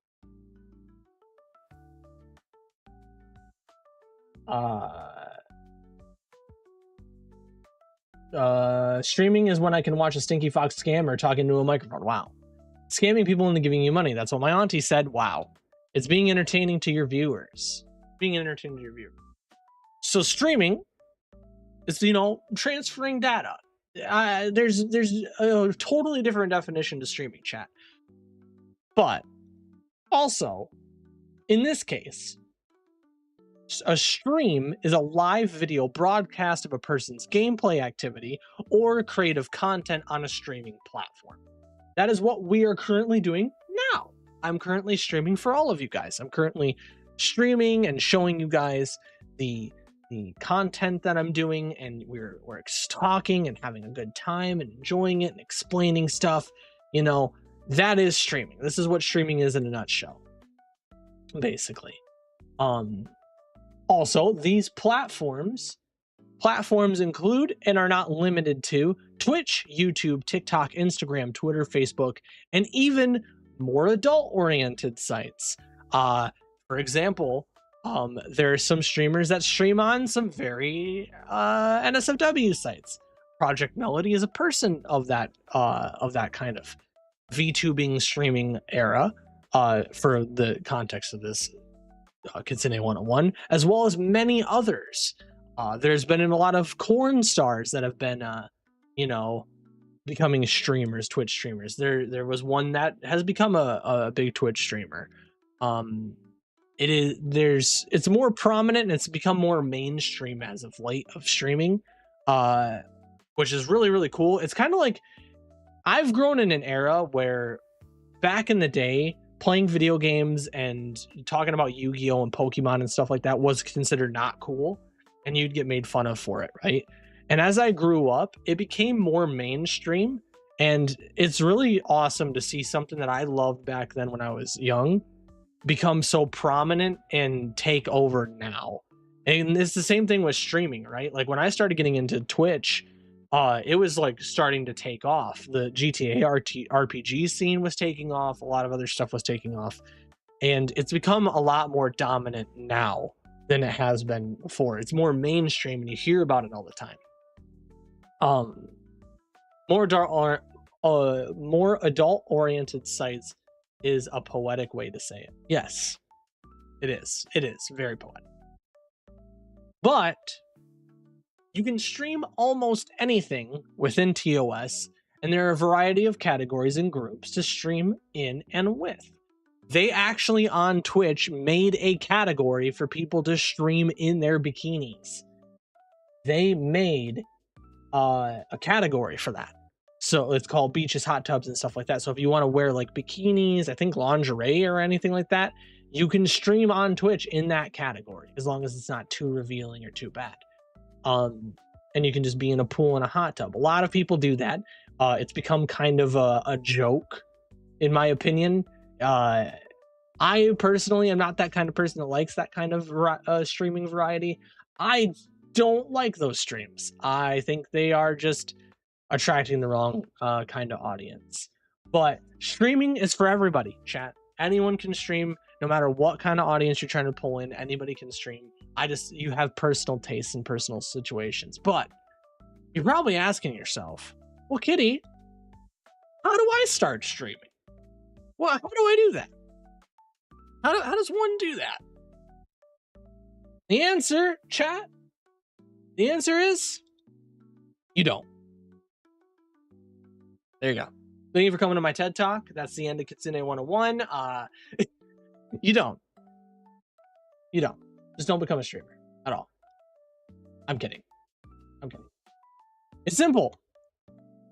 You're going to want to know what you need, right? You're going to want to know what you need. So what do you need to be a streamer? Well, point blank, a computer.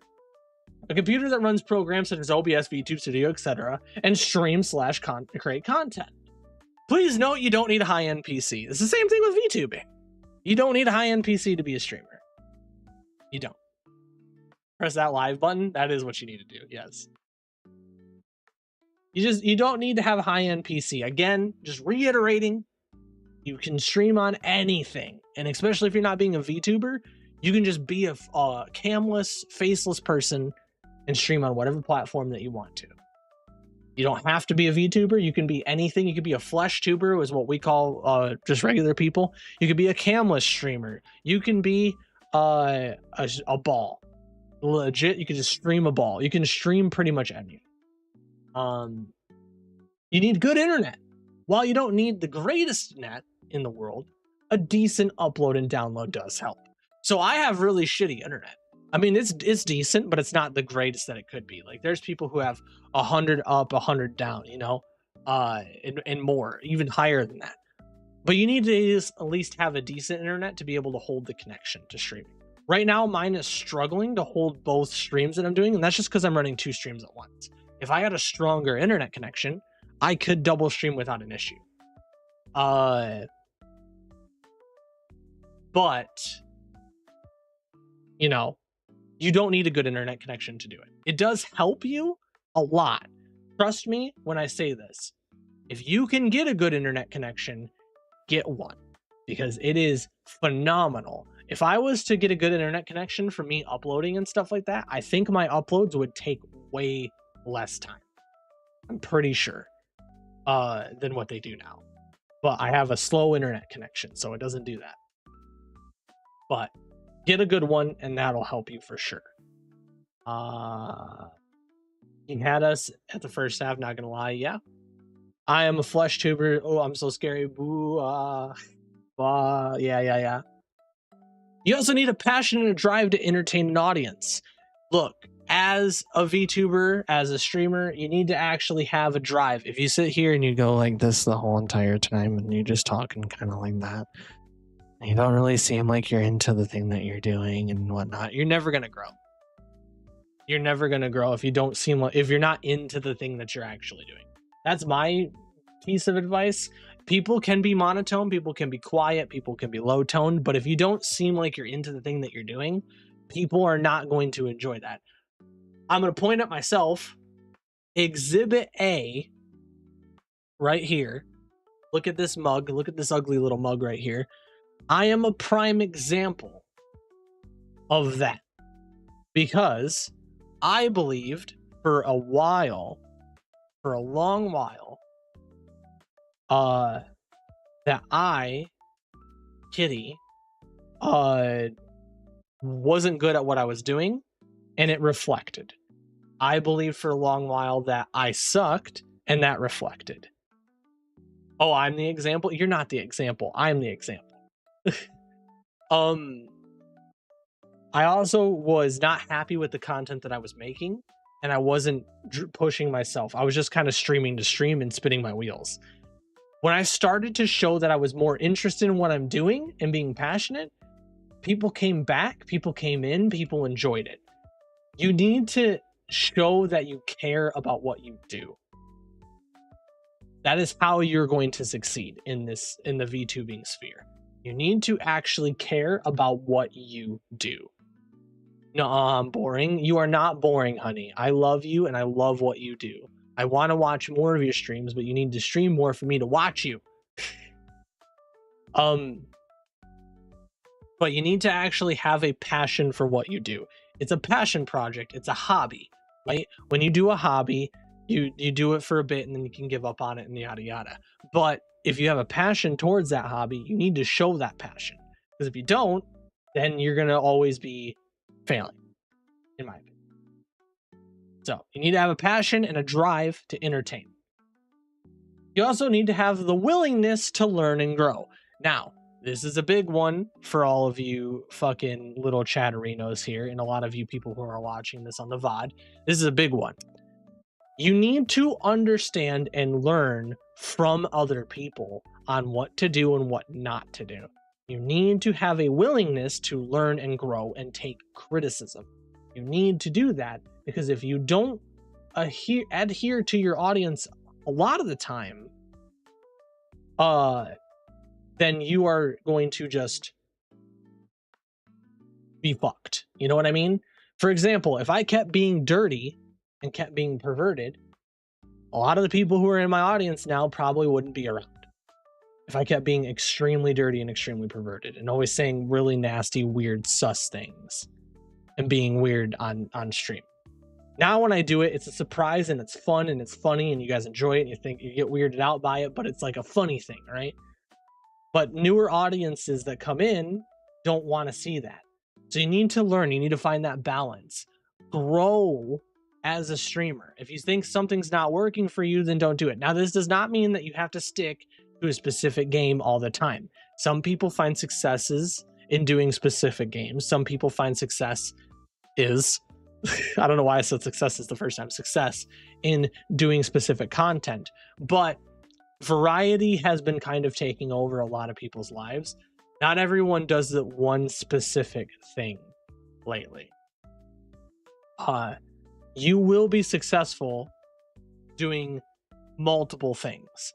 Now, I know that Kitty does like specific days and yada, yada, yada, but I also have a variety. Every stream is usually a different game or a different thing. It's hard to try to interweave that, and I completely get that. But you learn and you grow as you do the streaming, as you make content. It's always something that you learn and grow to do, right? Always. So, what also you need is education on TOS and other rules, whether spoken or non-spoken. So there is a lot of unspoken proper etiquette that I will get into probably in a little bit, that people don't really say out loud during streams. There's also spoken rules, and other rules such as the TOS that you need to follow, because you can get banned, you can get in trouble. So you need to at least have a generalized understanding of what to do and what not to do. So I'm going to hit you with some in a bit. But first, how about we learn some streaming terms, chat? You guys ready to learn some streaming terms? Tell me, chat. What does scuff mean? What do you think scuff means, chat? Giving a big side eye? Why are you giving me a big side eye? Lies, he's an IDV streamer. I am not. Your 2D knife can't kill me. Wow. What do you think scuff is, chat? You? Thanks. That's great. I love that. Love that, chat. What is scuff, chat? What is scuff? Trash? Trash. Okay. You think scuff is trash? Okay. Okay. What do you guys think the definition of scuff is? It's when things go wrong on stream. Hey, look at that, chat. You learned something today. Every of my stream, honey, for God's sakes. Scuff is usually used when a technical issue in the stream occurs. It's usually used when a technical issue is when things go wrong, is when things go bad. We had scuff earlier with the TTS not working properly. We've had scuff many times. It's not just a VTuber thing. It is a overall streaming thing. I've had so much scuff over the years. You can see scuff in certain videos. You can see scuff on a lot of my streams. Scuff is a lot of shit. It's a lot of shit. It can be from technical issues to audio issues to a lot of other things that can happen during the stream. Now, to give you an example, this stream is scuffed. This stream itself is scuffed. It's all scuffed. This stream is scuffed as hell. It is. Okay. All right, let's learn another term, shall we? What is chatters, chat? Can you tell me what chatters are? Or abbreviation of chat, you know? Chatters. What is a chatter? Hit me with a chatter. What do you think a chatter is? Mix it up with not listening every time. Damn. I do it every 6 months. The best people in the world. The best people in the world. Okay. You think it's the best people in the world. It's us peeps in chat that like to yap. Okay. All right. What do you guys, that's all you think a chatter is? What is a chatter, chat? Hit me with it. Hit me with all you got, chat. I hope you've been taking notes and I hope you've been paying attention. I'll tell you what a chatter is in a second. What is a chatter to you? MF who are sassy. Okay. That is very true. You're motherfuckers who are sassy. You're very sassy. Okay. Are you ready? Chatters, or a chat, is a person or persons that watch the stream and chat/lurk. Yeah, that's you guys. You guys are chatting. You guys right there. That's you little guys. You guys are chat. And you will always be chat. You talk, you address things, you know. You are chat. That is what chat is. An example of using chatters in a sentence is, my chatters are a bunch of beta bitches. This is also truthful. My chat is just a bunch of little beta bitches, little tiny beta maidenless having asses in my chat. That's what it is. There's a bunch of meta maidenless, Jesus. Kitty, there's chatters and lurkers, two different terms. I mean, but a chatter can lurk. So they're one and the same. Your chat is chat. If a chatter lurks, they're a lurker, but they're also a chatter. And we'll get to that.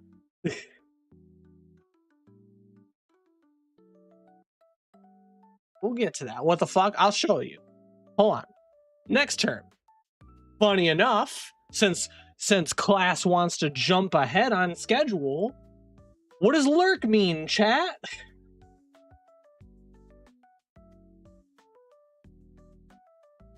Wait, did you just call me honey? I don't fucking know. I don't know. I don't know what I say anymore. Do you know sometimes I watch the VODs back? I watch the VODs back and I like listen to myself like when I'm editing. And I actually like, I have like this out of body experience. When I watch it, I go, did I really just say that? Like, I don't really pay attention to what I even say most of the time when I'm streaming. There's times where I've said some really fucking weird shit. And I'm just like, did I say that? I don't remember saying that at all. But what does lurk, chat? What does lurk mean? Tell me what lurk means. What does lurk mean? My stream keeps lagging, so I could have misheard it. If you have to lower the quality down to the stream, it might help you. I am streaming on 2 different platforms, so this can be a VOD on YouTube. I know what you do when lurking, but I actually don't know what the term means. I think he thought it was you saying. I don't know. I saw it was you, but I probably just misspoke. Maybe I just saw her name above it. But what does lurk mean, chat? What does lurk mean? Tell me. Tell me what lurk means. What does it mean? What do you think it means? What do you think lurking means?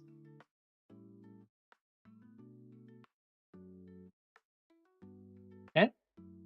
You ready? Because I'm going to tell you. I'm going to tell you what it means. Lurk means nearby but out of sight. So lurking for chat. Creeping, yes. Creeping. Lurk is when a chatter watches the stream without chatting. That's what a lurk is. That's basically what a lurk is. You can be in the chat without chatting. And that's what a lurker is. It is exactly what it is. So in streaming lingo, it means leaving the stream up but not active in chat. Exactly. You're not active in chat. You watch the chat without chatting. Plain as day. The example for that is I have something to do, so I'm gonna lurk.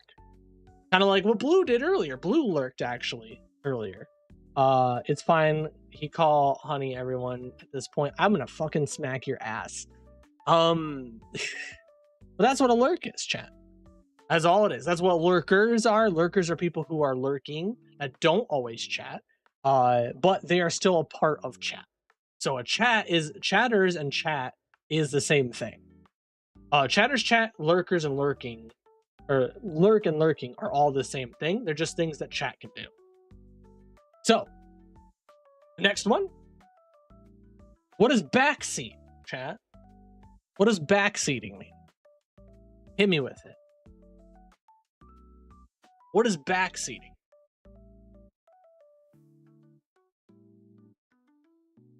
Backseat is a streaming term. It's a term used in the streaming. It's a term used in day-to-day life, but it is. It's only a few of the terms, by the way. It's not every streaming term. It's just some decently core streaming terms, right? At what point are you a lurker? Like when I don't have anything to say to it at a moment, but maybe chat in like 15 minutes. Was I still a chatter or a lurker while I didn't type? So you are a chat. If you are lurking, you are just a chatter that is lurking. And if you chat in 15 minutes, then you're chatting. But then if you go back in the shadows, you're lurking again. You basically rotate between the two, but you're always chatting. The seat of cars behind the passenger princess. Okay, that's for vehicles. But what is backseating in streaming terms? What is a backseating in streaming terms? Lurkers when you don't type at all, in my sense. Kinda. Because you can be a lurker for a long time, then start typing, and then just go back to lurking. Like, you don't have to always type. You just, a person who chats in chat is more of a chatter than a lurker. It's when a chatter gets too bossy. Not really, just sometimes. Okay, all right. What else do you think backseating is, chat? What is backseating? What does it mean to backseat someone? How do you feel? Second, I'm just looking around at some stuff real quick. Okay. What do you think it is? Because I'll tell you, backseat is that motherfucker who gives a solution to the game. Exactly. The act of telling a streamer how to play a game or do something. That is what backseating is. I'm confused, Mr. Teacher Kitty. What are you confused by? What has confused you, my child? Come, let me tell you. Let me talk to you to see if I can't quell your brain. What is it that troubles you, son? What has caused you this great confusion?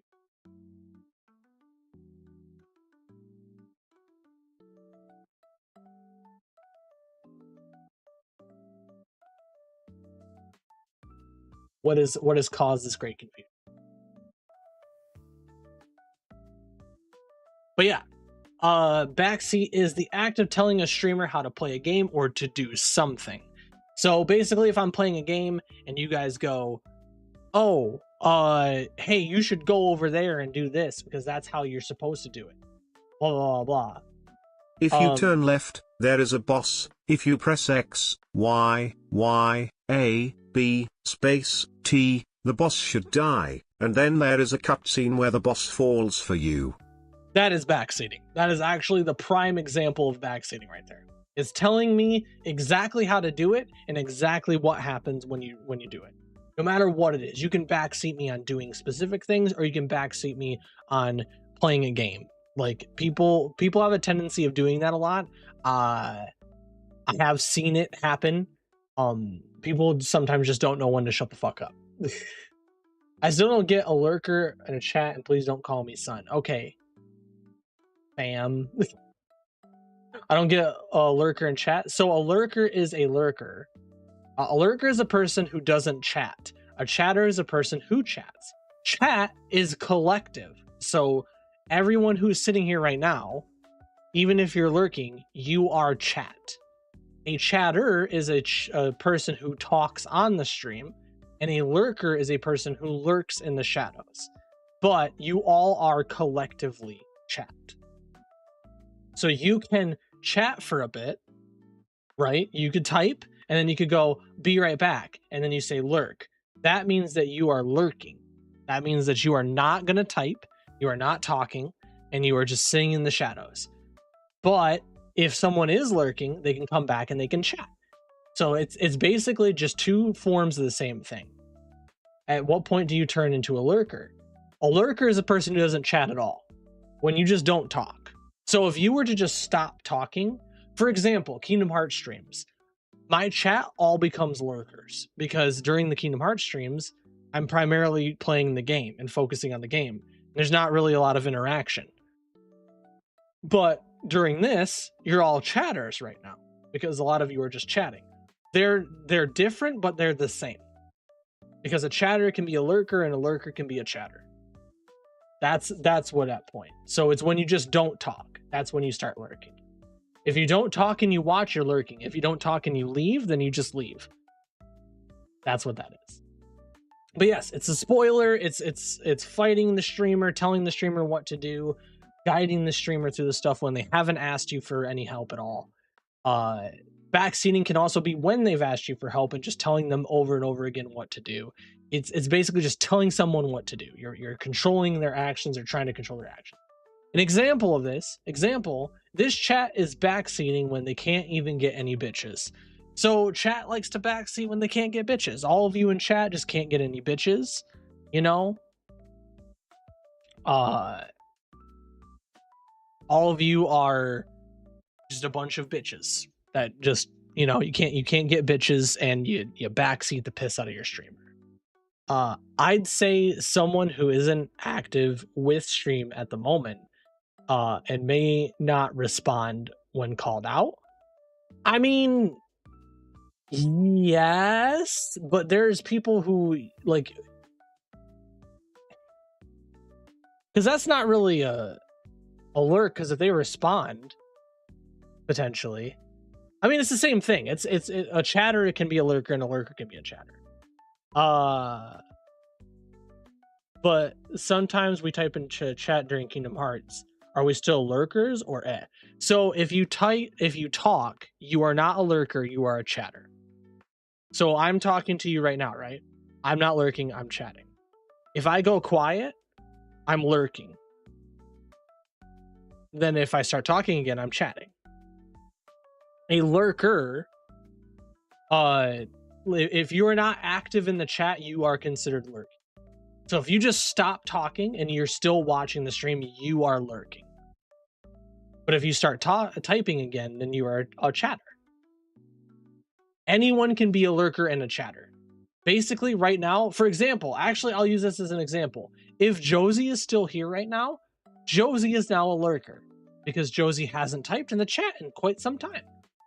Because Josie probably has the stream open and is just chilling in the background. Right? But if Josie comes in here and starts talking, then she's a chatter again. But you are all still collectively chat. You are all still chatters. You're in my chat. That's what I'm saying by it's back and forth. See, there you go. Now Josie's a chatter again. But Josie might stop talking and then go back into lurking again. It's the same thing. Lurking is just an act of doing something. Chatting is an act of doing something. But chat collectively is chat. Josie, go back to jail. Exactly. Chat, you are all chat regardless if you lurk or not. Because that is what we call the collective group of people that watch us is chat. So yeah. Is there a time limit? No, there's no time limit. The instant you just stop talking, like, it's not like an instantaneous thing. Like, I guess it'd be after a while. So I guess there is a time limit. Like, I would say after, if you've been like just not talking for like 5-10 minutes, I'd say that would qualify you as a lurker. Like, it's when you're not being active all the time. That's when you're a lurker. So when you, for example, you stepped away, right? You said, be right back. You had the stream open, but you had to step away for a second. That is you being a lurker.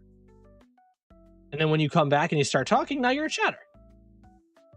Chat is a viewer in general. Lurker is those who watch without talking. Usually 20 to 30 minutes is a lurker. Yeah, I mean, it varies, right? If you're sitting here, like if I'm sitting here talking in a chat, I could talk for like 5 minutes and then I just dip out and then I just become a lurker. I do that with a lot of my friends' chats because I'm always working on stuff. I am constantly working. So, yeah, okay, I get it. I think I get it. Thanks for the, yeah, no problem. So now, chat, with the streaming terms, I think I have a little bit of an issue. Because something's not adding up. I thought I put something else in here. There was one that I wanted to talk about. Oh, yeah. With streaming and everything like that, that is streaming as a whole. There's a lot of words and a lot of stuff that you can learn from it. Above all, on streaming, I think that if you want to start streaming, definitely learn some stuff. I think I missed a bunch of shit, actually. I did. Oh, no. Oh, no, chat. I missed a whole section. There's a whole section missing. See what I mean by scuff? There's a whole section missing on this. Hold on. Oh, no. Oh, no, there's an entire section just gone.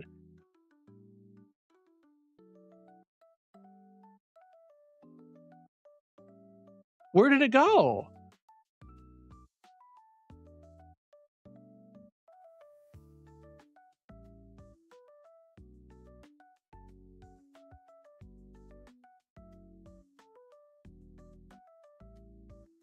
Wait, did I not save it?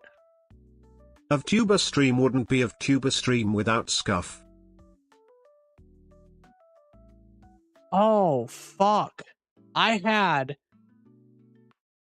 a whole section with tips. And it's gone. It's just gone. I guess it didn't save. Oh no! There was a whole section with tips, chat. I spent so long, I had like 8 tips. Oh.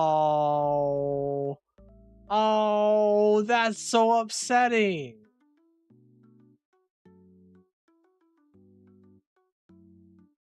I didn't even save it. Oh. Oh, that's frustrating. I can't believe I didn't save that. All right. Well, I'm just going to give you some tips. All right. I'm going to give you tips off the cuff. If you have any questions about streaming and stuff like that before we move on to the next part of our thing, you can ask them right now if you'd like to. Tip number 1, save your files. Tip number 1, save your files. So yeah, you should definitely save everything. So here's my first tip. Some stuff that I, as a streamer, think that you should know point blank, right? We'll go back to the, hold on, I'll go back to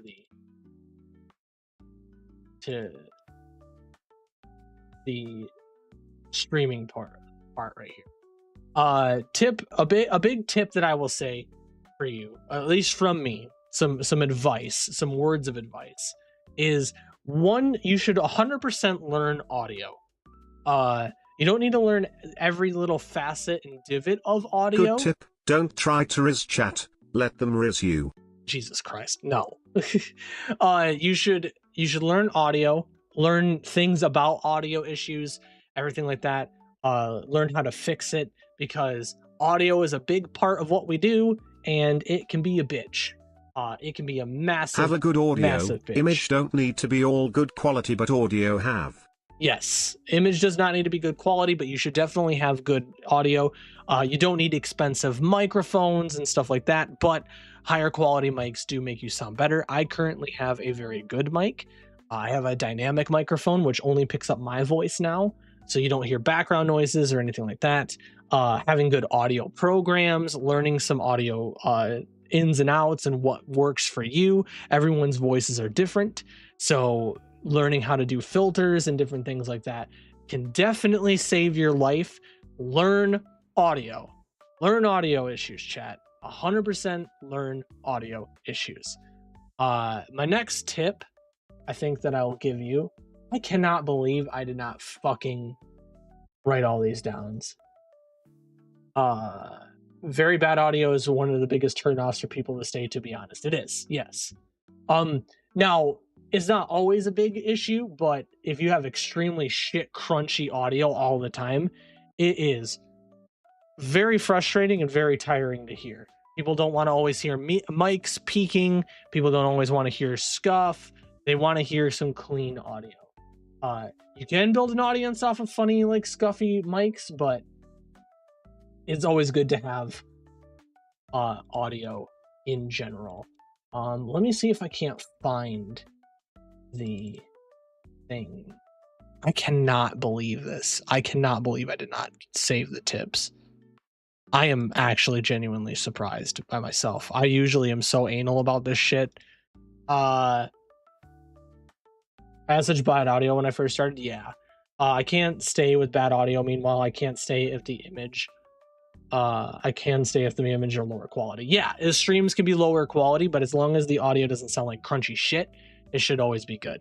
Another tip that I'll say is kind of maybe find a niche, find something that you like to do. Stream with a purpose, but stream because you enjoy it. You need to enjoy what you're doing, right? You can just stream without enjoying what you do, but you should always stream with the idea in mind that you enjoy the thing that you're streaming. You cannot just fire up a stream and just be like, I don't really like this and stuff. It'll suffer entirely. Another tip is, do not go into this with a mindset that you will become an overnight success. That is a terrible mindset to have. Just because your viewership is low, just because things are low, doesn't mean you should give up. You need to not have that mindset of I'm an overnight success, and if I don't do it if I don't have a viral moment within like 2 minutes, then I'm a failure as a streamer. That's not how it works. That's never how it has worked ever in the history of ever. You take your time, enjoy it, do it as a hobby, make sure you have finance, make sure you have stuff like that. 1 second.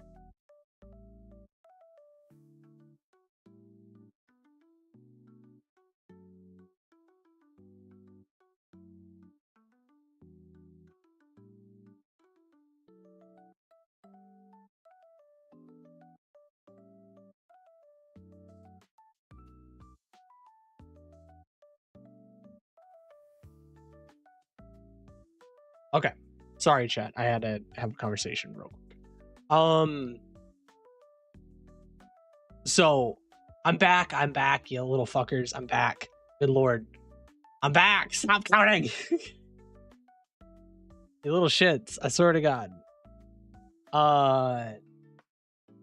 Hold on, chat. You are pushing my chat up. I can't read my chat while I'm doing this. Can't see the bad audio. Where how do you learn audio and stuff, especially if you're a grandpa with technology? Honestly, YouTube. I know that sounds kind of like a cop-out answer. YouTube, there's people who can teach it. You know, just look it up. Honestly, that's the best advice that I can give you. The famous everyone can stream and not everyone can be successful. Exactly. It is luck-based. Just so everybody knows, it is luck-based. That is what streaming is. It is luck-based. You have to be lucky. It's essentially RNG. It's like rolling in a loot box for a rare skin. Not everyone can be big streamers. Not everyone can be whatever. But that's the problem, is if you work towards it, if you put your effort into it, you will become successful, just not quickly. You know what I mean? Don't expect it to happen super quickly. You will be successful though, chat. You will. I promise you. You just have to try and push as hard as you can. Okay? That is the truth. It is absolutely the truth. 110%. Is stream only laggy for me? No, it's probably laggy for everybody. Just refresh your stream, because it's probably just the stream quality dropping due to the fact that I'm streaming on 2 platforms right now. But yeah, I love how everyone's doing it now. Yeah, I know you started something. Another tip. I'm trying to think of like bits of advice. Oh, learn stream etiquette. Okay. This is a big thing. So we talked about earlier unspoken rules, right? Spoken and unspoken rules. There is a proper streaming etiquette that you should always learn. You should always learn streaming etiquette, chat. Always learn proper streaming etiquette. Please, for the love of all that is damn holy, learn how to do proper streaming etiquette. Okay? Now, what do I mean by streaming etiquette? It's simple. I actually made a rule about this in Collab Room as well. There's a list of rules in Collab Room that people should follow to the T if you're using Collab Room, which is our collective community, like VTuber streamer collabing area. But streaming etiquette is simple.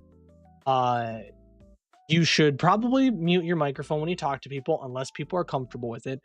Always ask permission to promote yourself. Never promote yourself without permission. Never just casually just do it. There's a difference between mentioning getting subs and whatnot, hot miking. You know what I mean? I'll start with some basic ones. First off, I think that you should never hot mic.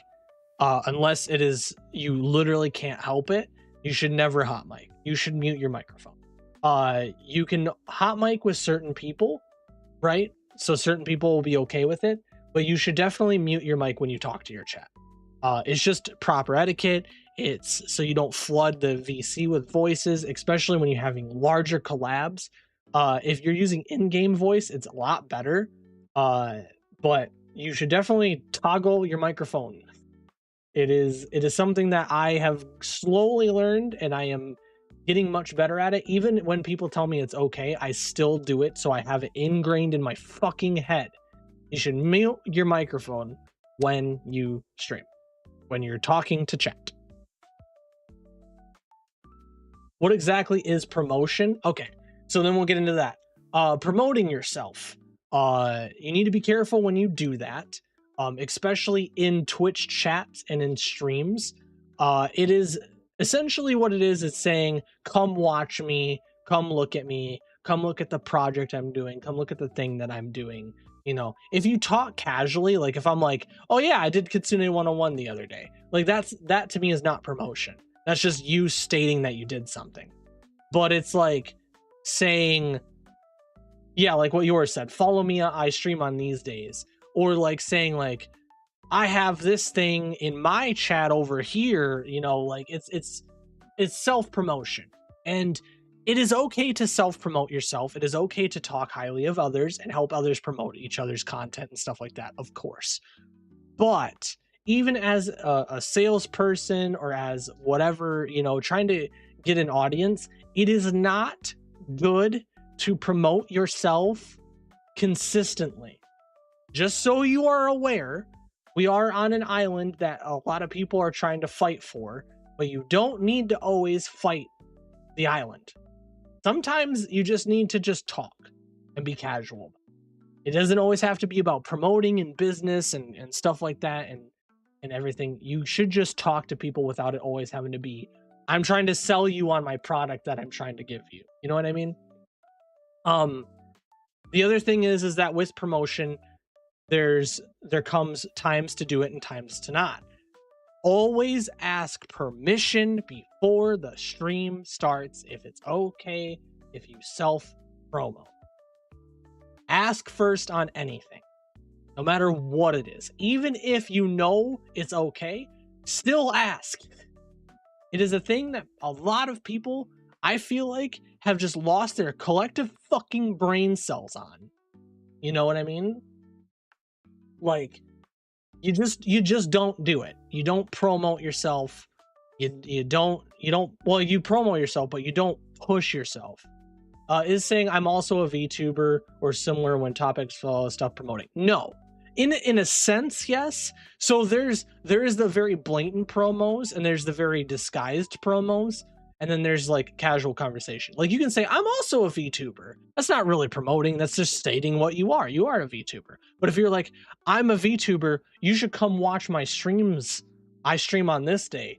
That's you promoting your streams on my chat, which then gets you immediately kiboshed because there's no self-promotion in my chats. I don't like that. Unless I ask you to, or I tell you it's okay, you don't do it. Like point blank. It's the same thing with on stream. If we're doing a big collab, a huge collab, always ask permission if it's okay to share stuff about your stream or share stuff about stuff that you're doing. Never just do it for the sake of doing it. Whether it's to push out to get stuff like a new PC, a new model, a new desk, a new chair. Like it's okay to talk about like I do like a jokey promotion, but it's mainly a joke where I'm like, oh chat, you can go watch our thrones. But that is still also like promoting something. If you're gonna promote in a broader sense rather than a self sense. You know what I mean? Like be like, you should check out all of our stuff. You should look at all of us. You should do that. I do that every time. Every collab that I do that in. No matter what. I go, check out these people, do this. They're all streaming. Open up all of our streams so you can watch all of our perspectives. I never go, oh yeah, you should watch my side because it's me. Like I don't want you to watch my side only. I want you to watch everyone's. But I know not everybody does that. Me in store X, hey, come shop in store Y without permission. Store Y can be mine, but it doesn't have to be. Exactly. It's like going into a store and saying, please come shop over here. And it's like, no, don't do that. Like, you don't do that. Promoting also, like, you just kind of need to be careful with promoting. Always ask permission for anything, though. That's a big tip that I'll give you. No matter what it is, no matter how crazy it sounds or how close you are with somebody, asking permission to join games. This is in and out of streaming as well. To join games, to play stuff, to do stuff. Always ask if it's okay, if you can join or do something. Never just assume that you can and just jump in, because that becomes very frustrating and it can become a huge issue. I have had people who have just jumped on stream before, and I do not like that. I actually very much despise it, and it very much pisses me off if I see someone jumping into my stream without my permission at all. You do not do it. You know what I mean? You do not jump into a stream without permission. You always get permission to play games, to stream, to do all this stuff. Actually, you know what? Maybe the rules in Collab Room might be the best way to funnel this, because I don't have my tips. So let me go into my rules, because the rules in Collab Rooms are just proper etiquette stuff. So please do not self-promotion without permission. It's always good to promote yourself. However, it is polite to ask before stream starts if it's okay, rather than just randomly announcing things. This goes for like events and stuff like that. Like, oh yeah, I'm doing such and such now, and this is this and that. It's like, you should ask though, to make sure that it's okay. Always. Hot miking without permission. So definitely do not hot mic. I think that hot miking is bad.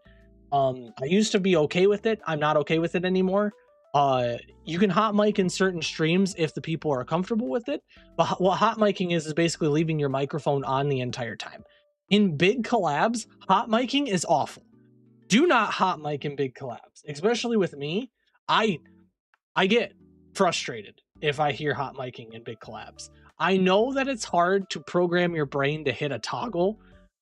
I know that because I've talked without hitting the toggle too. And sometimes it's okay, but at least like get something to kind of help with it. That's why I also really like the toggle mutes rather than the push to talks. Toggle mutes in games are so much better. But definitely mute yourself like when you're talking, because if we're all talking together and then you start talking to chat while we're all talking, then you're overcrowding something.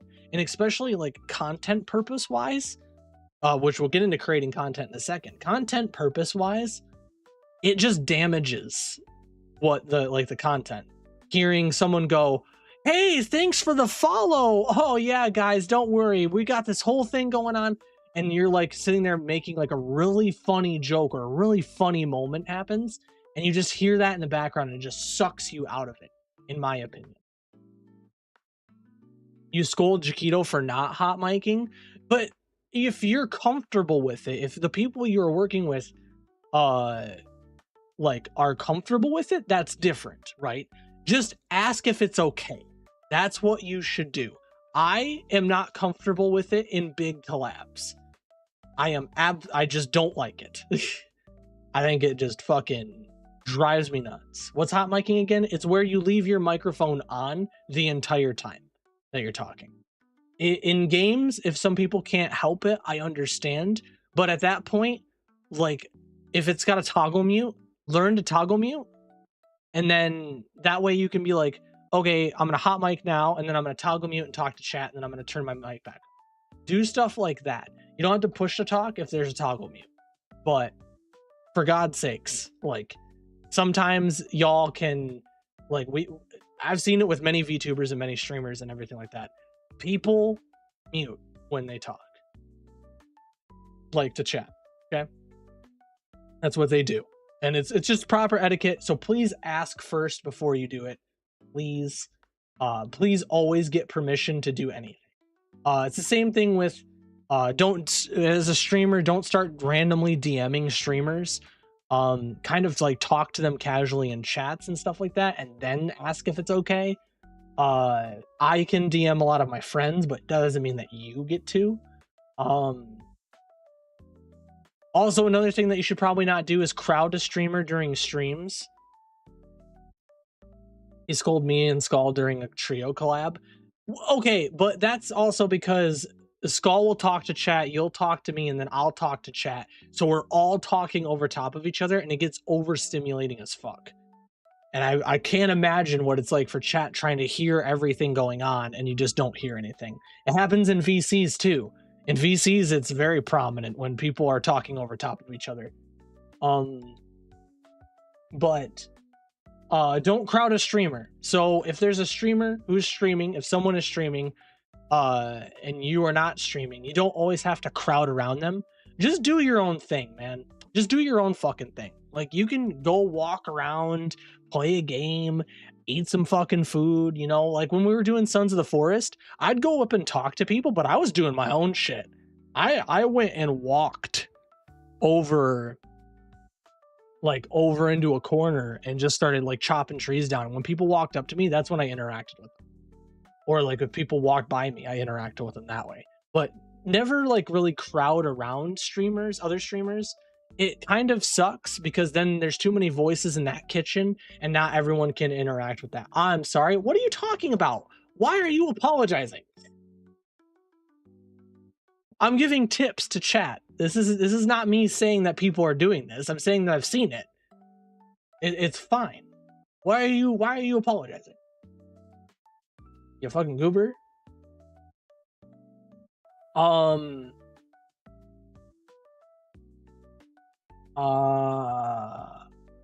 ever join people's streams without permission. That's a given. And don't cause any drama. That's another thing. You should never try to cause drama. Try to just avoid it as best as you can. I know sometimes you will get pulled into it, but like, just try to avoid going into it. Try to avoid being a part of stuff. In my opinion, it's not worth it. You could put your energy into shit like the stream rather than putting it into stuff that doesn't matter. You know, we get scolded because we don't hot mic. Imagine. I scold people for hot micing if it's too much for me, because I just don't. Sometimes it's too much, but not. That's the thing. Not everybody likes hot mics when you talk to chat. Some people find it rude or disrespectful because you're trying to talk to chat and stuff like that. You should always learn how to do that. Always learn how to toggle your mic. She's apologizing for what you scolded them for. How dare her? She should never apologize. She didn't do anything wrong. I'm trying to think of another thing before we get into the next subject, chat. Where is it? What's another tip? Something that I wish I would have known in the beginning. You're not going to be an overnight success. I've already said that one. Don't look at viewership. I mean, if you want to look at viewership, you can, but they're just, at the end of the day, viewership is just numbers. The thing is that it will fuck you up if you focus on the numbers. I was streaming for 1 to 2 people, 3 people, 4 people a week every single day that I streamed. I've broken 10. I'm so happy I even broke 10 now, and it's so nice to actually break 10. But numbers are not everything, and you can't be a good streamer if you always just focus on the numbers. You know what I mean? You just can't. You can't be a good streamer focusing on numbers all the time. It's just annoying. It's frustrating. It's tiring. It can really damage you and hurt you. Just don't focus on it. Focus on the stream. Focus on the quality. Focus on the attempts. You know, that's what you should focus on, not anything else. But chat, do you have any questions before we get into the next section? which is just going to be kind of a demonstration section for this one, rather than another one. Scuff happens to everyone. Don't let it get you down. Exactly. You will always be scuff. Shit will go bad. So always just try your best. And that's all that anyone could ever ask for, is your best. Okay? Always. Now, how about we get on to the next session so we can get to the Q&A and stuff like that, because I do know there's some questions. There's some questions that people have. So the next session, chat, the next section of this Kitsune 101 is creating content. So, chat, you're probably wondering how you create content. I don't have a bunch of slides for this one like I did the other ones, because I wanted to do something a little bit different. I was originally going to make some content with you, but I might show you some content as well. How to create content is rather simple, right? It's questions in general or about streaming? About any topic that we've been talking about. Streaming probably, because we were talking about streaming. But creating content. Content can come in many shapes and forms and different various sizes. It doesn't matter what the content is. Content specifically is just stuff that you record, whether it's gameplay or something, funny, or something not so serious, like, or something very serious. Everything can become into content. Everything is content for like a platform or streaming platform to put it on YouTube and stuff like that. I myself, a really big example of content that you can look at is my entire YouTube channel. I have posted 777 videos on YouTube. 777 videos have been posted onto YouTube, chat. That is so much content. It varies from gaming, skits, bits, serious conversations. I talked about burnout at one point in time. I might even start doing that more often, where we talk about specific things and I kind of, not therapy, but I give you like insight as to my feelings on that stuff. But content can come in a variety of different shapes and sizes. TikTok has a bunch of like, basically how I call it is like mind fucking content, which is 1 to 2 minute little shorts that just are made for quick into your brain. There's multiple other facets and divots of content out there. Streaming is also making content all the time. Not everything needs to be content, but everything can become content in a way. It just depends on how you do it. Content is not also specifically for gaming. It is for a variety of different things. You can make videos like Dude Perfect actually is a good example of this. I think they still do these videos where they do trick shots. There's some videos online where they bounce a ball, like a trick shot, bouncing a ball on pans to get into a red cup. There's videos of like music videos would be content, making reviews, making different things like that. To create content, what you need to do is just have a concept of what the thing is that you want to create, right? So I'm going to pull up an example real quick. I'm going to pull up an example of content. Hopefully this doesn't do what I think it's going to do. Okay, it kind of did. So this is my channel, right? This is my channel right here. This is the KITTSUNE YouTube channel. I have made, like I said, over 700 videos worth of content on this channel. As it stands right now. 700 videos worth of content on this channel. Right? 777 to be exact. Sitting at a fat 610 subscribers, by the way, which is fucking awesome. It keeps growing. But there are other content creators out there that are not just me. I'm not the only content creator in the world. Another gaming content creator is Markiplier. Right? Markiplier. He's a great content creator. He makes a variety of different videos like this. He's also made content like In Space with Markiplier, or a heist with Markiplier, a date with Markiplier. He's made a lot of other stuff. Like Who Killed Markiplier, even, you know.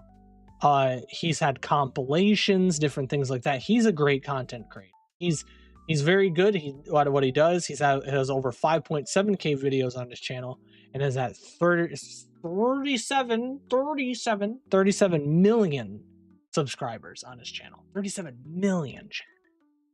Nuts. That is nutty. Another example is Jacksepticeye. I'm showing you some gaming content creators, but they do other things outside of just specifically gaming. But these are a lot of gaming video game creators, you know, or video game players.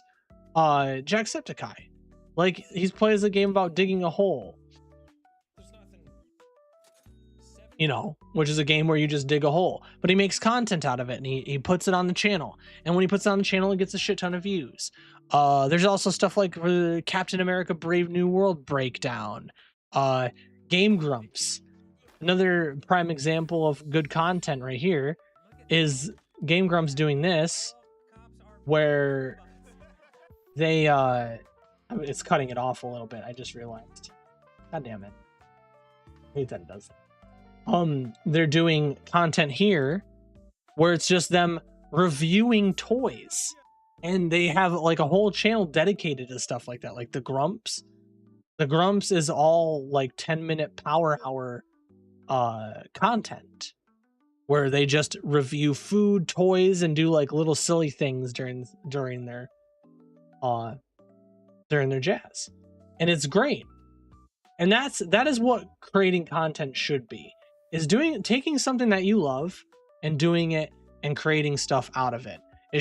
You should not make everything into content, because like I said, that can bog down what you love. It makes you not enjoy it. Something that is another tip for streaming as well as VTubing is not every single game you play needs to be streamed. It's something that's very hard to unlearn, and it's something that does bug the piss out of people a lot, including myself. But not everything needs to be streamed. Not everything needs to be viewed as a stream or as a video or as anything. Sometimes stuff can just be played for the sake of playing it, and that's okay. It is also a good idea to take a step back in that, you know, to take a step back from the creation mindset and just do it because you enjoy it. Now, that being said, say it louder for yourself. I know I have an issue with it. Everything that I have streamed ever has usually been made into a video. There's been a few exceptions, but 90% of what I stream is made into a video. That's also because I think that what I play, it's nice to have that first reaction to it.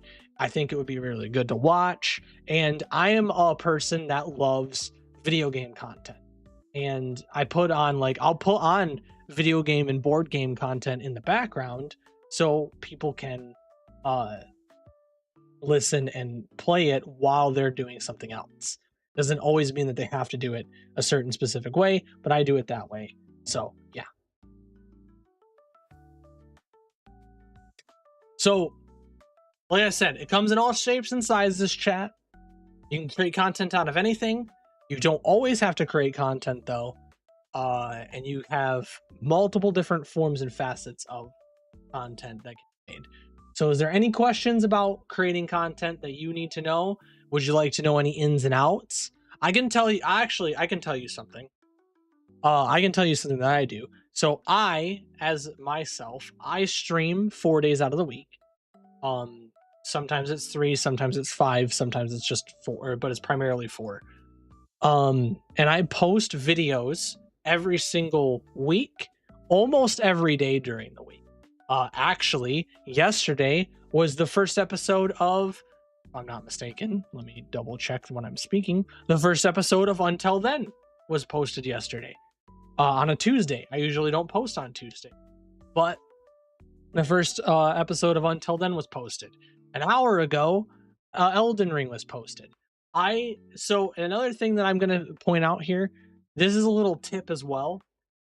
Don't think that you need to post things right away. I'll tell you that as a tip from me. I thought that the only way that you could make it as content creator is if you post your stuff right away. Like you have to play it and then you have to post it the next day kind of shit. No, actually, you don't. If you're being a gaming channel, what you can do is you can play it, store up that content enough, and then post it later on. I posted these videos, for example, months after I played these games.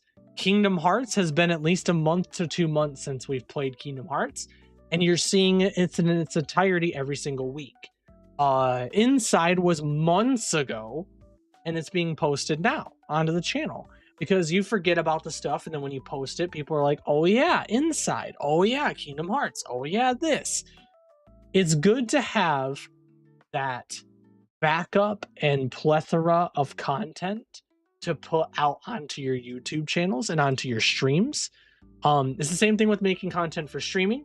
You should always try to make content when you stream that can be translated into other things, whether it's clips, videos, or VODs that are entertaining to watch. So if you're doing a playthrough of a game, that's why playthroughs always do really well, because when you're doing a playthrough of a game, that game can just be viewed as the playthrough on every facet of everything.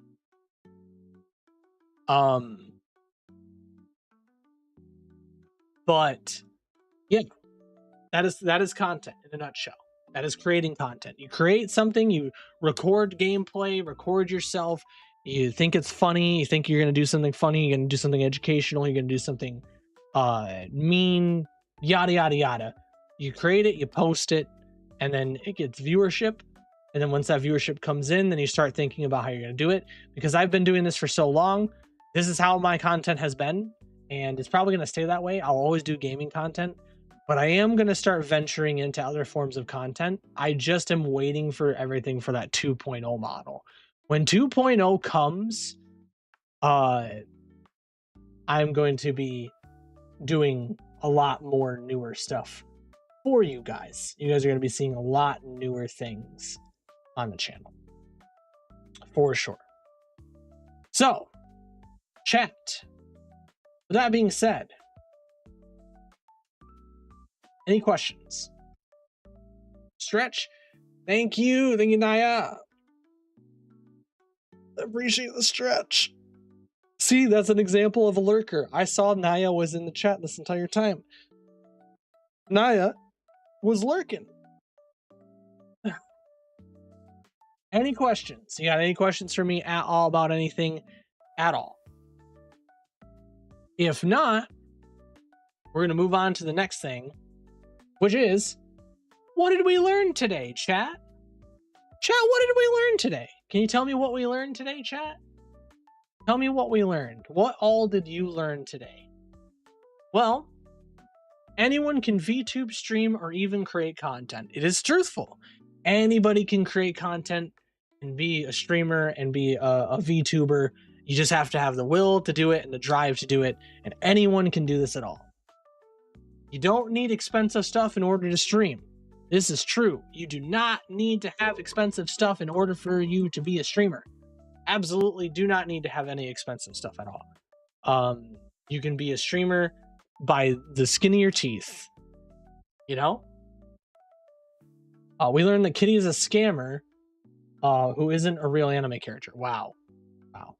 Oh, that we are motherfuckers. That is true. You are motherfuckers. We also learned that chat can be parasocial because they are lonely. That is true. Chat, you're all a bunch of parasocial motherfuckers because you're lonely. VTubing stuffs? Yeah, hi. How are you? Welcome into the stream. Hydrate, thank you. We've been talking about VTubing, content creation, and streaming for my KITTSUNE 101 today. I hope you're learning some things. I hope you're writing this down. If you're not writing this down, the quiz at the end is going to fuck you. But yeah, chat's lonely, so they just like to be parasocial and be weird. You know. Stream as a hobby and don't expect to be at the top right away. You should always use this as a hobby. I am fortunate enough to potentially have this become a job, but it's not a job yet. I needed to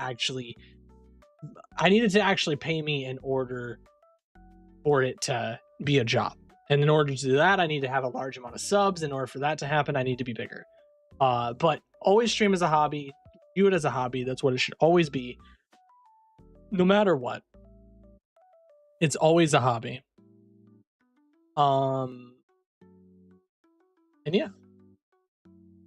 We also learned that chat is a reflection of the streamer, but they are still betas. So you guys are a reflection of me, and I am a reflection of you, but I am not a beta. And you're all a bunch of beta bitches. So, you know, take that with what you will. You're all a bunch of little beta bitches, so it's fine. You know? And then you enjoy what you do and you have fun with it. That's all it is. That is literally streaming and content creation in a fucking nutshell. Just enjoy it, man. Enjoy what you do. Enjoy streaming. Enjoy being a content creator. Enjoy the things that you have. That's what you should do. Enjoy it, because it can be a really wonderful thing if given the chance. So now, chat, I think it's time for some Q&A. Is Q&A time? Q&A time. How does copium taste? That's fucked up. I think there's a delay. Refresh your streams, chat, so you're caught up. I think there's a bit of a delay going on. But it's Q&A time, chat. So if you have any questions about any of the subjects that we did talk about during this entire stream, feel free to ask them now. You can ask them you can ask them using the TTS. You can ask them in chats. Any chats can ask, whether it's YouTube or on here. You can ask any question that you want that involves streaming, VTubing, and content creation, please. I also have a Discord channel that has questions in it. So I'm going to go into that Discord channel right now, and I'm going to start answering those questions for you guys. Here, I'm actually going to put this right here.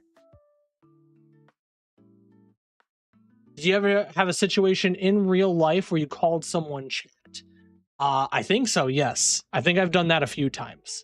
I have called people in real life chat a lot. I have called people in voice calls of my friends who are also streamers chat. Like I think I've called Skull chat. I know I've called your chat, I'm pretty sure. It's really funny when you do it. It's funny when you catch yourself because you're like, Jesus, you're so used to it. So a lot of these questions are going to be from Blue. One question is from Asana in the Discord. So I'm going to not rattle them off, but I'm going to read them slowly. He called many people honey when it wasn't me. I love you, babe. Do you have any tips on how to deal with anxiety while streaming? Asks Blue. Honestly, to deal with anxiety on streaming, this is going to be kind of weird. When I say this, all right, it's going to be a little weird. I do that with kids when they say something ridiculous. I pull a door and say, did you hear that, chat? Wow.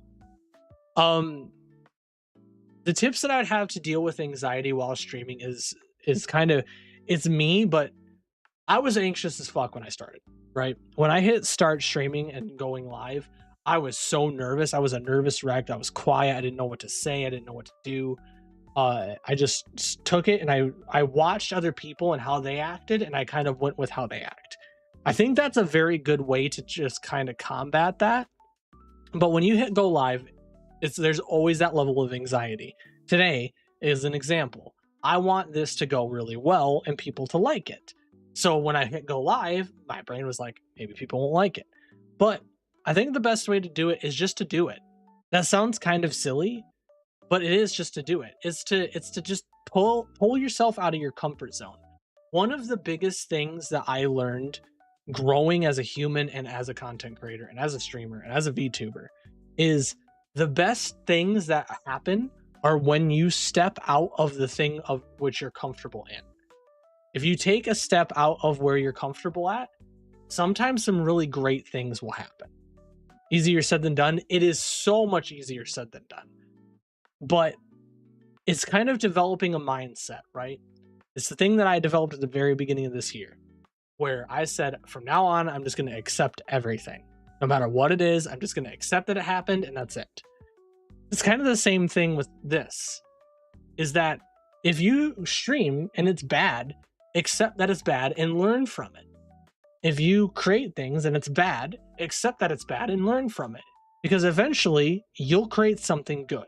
And dealing with the anxiety of all of that, where you're like, I don't know if I'm going to be good enough. I don't know if you don't know unless you try, right? Are you going to, here's my question. This is how I combat it with a major part of my anxiety. You know that you want to do it, right? You know you want to do it. Ask yourself, do you really want to live your life regretting not doing it? Or do you want to live your life knowing that you tried? Right?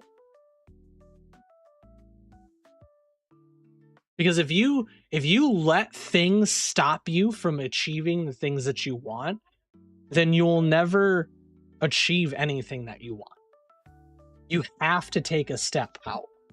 You have to push forward. Because if you don't, you'll be like me, where for 4 years of my entire life, I stopped myself from doing anything. My whole life as a kid, I stopped myself doing anything. You can take the baby steps that you need, but just go for it. As much as that well-up feeling is there, just say, fuck you, and just hit start streaming. And then you're like, okay. Calm down. And then you go into it and you just breathe into it. And it is literally second nature to me now. I'm just like, start streaming. I'm good. Like, I'm good to go. I used to be like, I don't know about this. And now I'm like, I'm fine. This is great. I love this. This is the greatest thing in the fucking world. I love doing this. You know? So just take that step. Combat the anxiety by pushing yourself a little bit. A little bit of pushing is not going to hurt you. Tell yourself that it's going to be okay. Tell yourself that everything is fine. The worst that's going to happen is you do bad. And then what? It's just, I wanted to do it and had almost a panic attack for clicking the button and don't know how to deal with it. The panic attack, so dealing with the panic attack legitimately is just sitting there thinking like, I'm just going to do this and play a game. This is just like how I do it normally, except I'm going to do it in front of people. It's stage fright, right? The only way you can combat stage fright is by getting on the fucking stage. You know what I mean? It really is. That really is how you do it. If you can't do it alone, try starting with friends. Exactly. You could try streaming in Discords, see how you like that, and then go into more stuff. Finding friends, noted. Yeah. The reason I mostly do stream with friends is due to that. But you can do it without it too.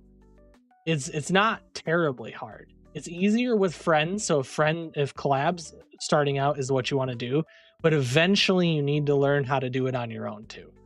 We all need to grow as people and do stuff on our own that doesn't rely on everybody else around us, right? I just remind myself that the only people who are watching are more likely already my friends. So it's just like hanging out with them.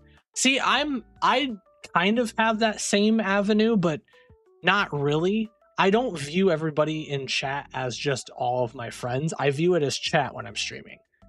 Collectively. There's a few I pick and pluck out. Like, I know you guys are my friends, but I'm entertaining a broader audience that's not just my friends. Nobody cares if you do poorly, especially when you first start. Exactly. Nobody cares. So to combat anxiety or to help with anxiety, close your eyes, take a deep breath, hit start streaming, and just take that leap. Take a step. I promise you, you will not regret it if you just calm yourself down. Okay? Another question that Blue asked is, how can you get to know people for friendships and collabs? So it's the same situation. You gotta just talk to people. I started out talking to just Scalara. Skull introduced me to everyone, and I kind of slowly started to pull people in. Don't try to be overly friendly right out the gate. I'm gonna tell you this right now. Just because you talk to people does not mean every single person that you talk to is your fucking friend. That is not how that works. Not every single person you talk to is immediately your friend. You have to talk to them for a while. You can be friendly with them, but they're not your friend because you don't know them. You can't just claim everyone's your friend just by meeting them once, right? That'd be like if I said Yor was my girlfriend when I first met her. That'd be just fucking weird, right? You don't do that with relationships. You don't do that with friendships. You don't do that with anything. You have to take the time to get to know people. So to get to know them, you ask them, you talk to them about stuff. You find common interests. With me, I just like being silly and vibing. And then I'll talk about like day-to-day life, or I'll talk about games, or we'll play video games and we'll just have fun and goofing off. And I kind of just express myself. I'm very expressive when it comes to my friends. I'll be like, yeah, I'll do that for you. I love doing this kind of stuff because I always view it as this, you know? Like just kind of talk and naturally try to grasp like some things. Like if you're talking to someone, just be like, hey, you know, blah blah blah blah, and then you go, oh, you like blah blah blah blah, grab that and then use that to push the conversation off even more. It's good. Improv, for example, in improv, it's always yes and. So when someone says something, you just bounce off of them. It's the same thing with chat.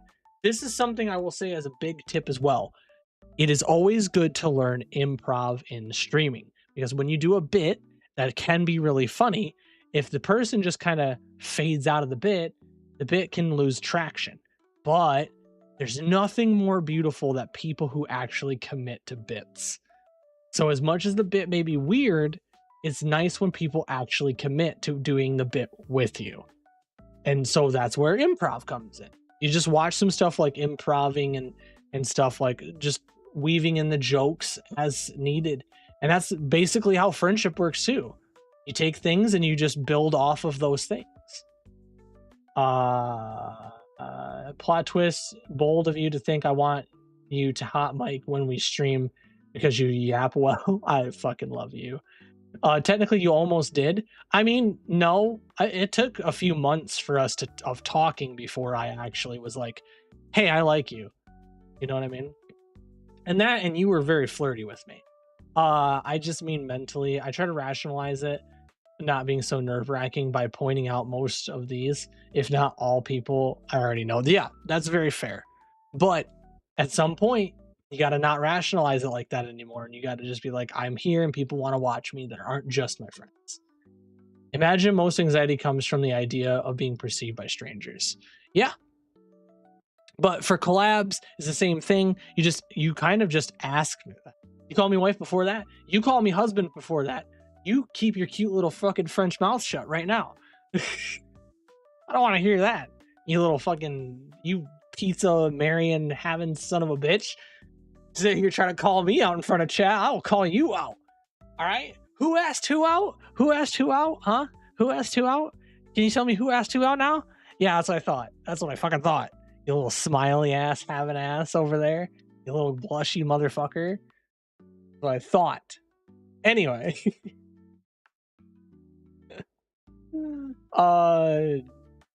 So same thing with collabs, same thing with friendships. Just ask around, honestly.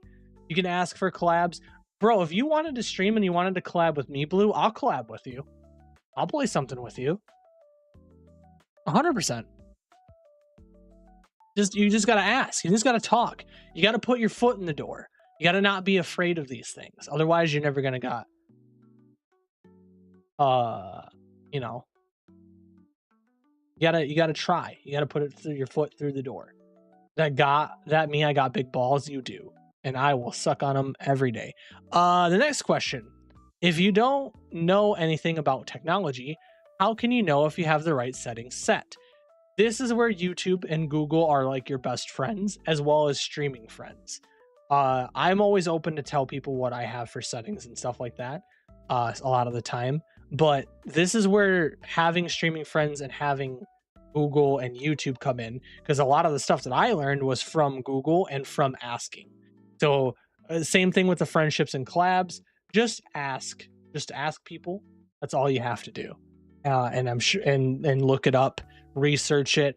You'll never know what the right settings are unless they're the right settings for you. Everyone's settings will always be different. Another question is, what are cheap/free ways to get things for stream? VTuber assets. If you want to be a VTuber, there's actually a Discord channel that has a bunch of assets and models and backgrounds. Looking on Twitter for specific things.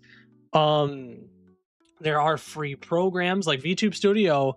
You can use VTube Studio, but you can't use it with the watermark, I'm pretty sure, or they'll have a watermark on it. But that's also a really good one. I'm trying to think of some other stuff as well. There's different, I think Vroid. I think you can make a little model in Vroid. You can doodle some stuff and just put a PNG yourself.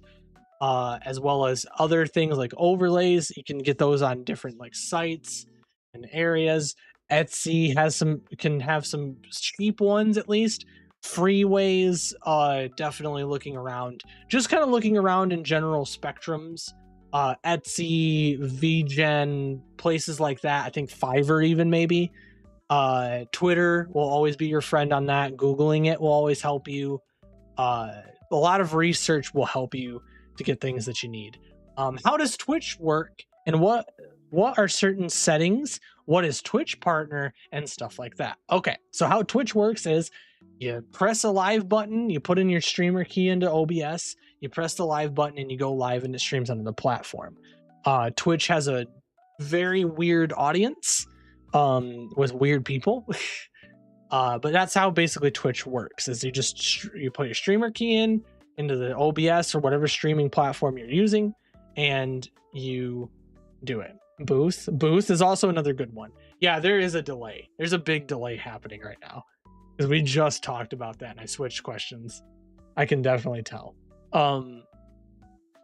But certain settings that you can have, I would say like some filters like noise suppression, noise gates, compressors, inverters, different things like that you can put on. You don't need all of them, but sometimes they very much help. As well as like there's different sources. I'd have to go through all of OBS, every facet of OBS to teach you. I'd have to show you my OBS, which can be dangerous. So yeah. Another thing that you can do is not another thing you can do. What is Twitch partner? Twitch partner basically is get partnered through Twitch. You get a bigger split, and I think it like helps you do some other things as well. I don't really know, but essentially it's you getting a 70-30 split of the income rather than the 50-50 that affiliates get. Yeah, because sometimes you're buffering. Yeah, exactly. Lower the quality of the stream and refresh the stream chat, please. If you have to. I know that sucks. I know that might crunchy my audio a bit, but you might have to do that in order to watch. I'm sorry. That's just how it's gonna go. But Twitch partner is definitely it's a 70-30 split through Twitch. It gives you other things. I don't know exactly, but partners I think get more opportunities. I'm not sure. But you get a bigger chunk of money for streaming and for subs and stuff. An affiliate, I get 50-50, and I also make money off of bits and stuff like that as well.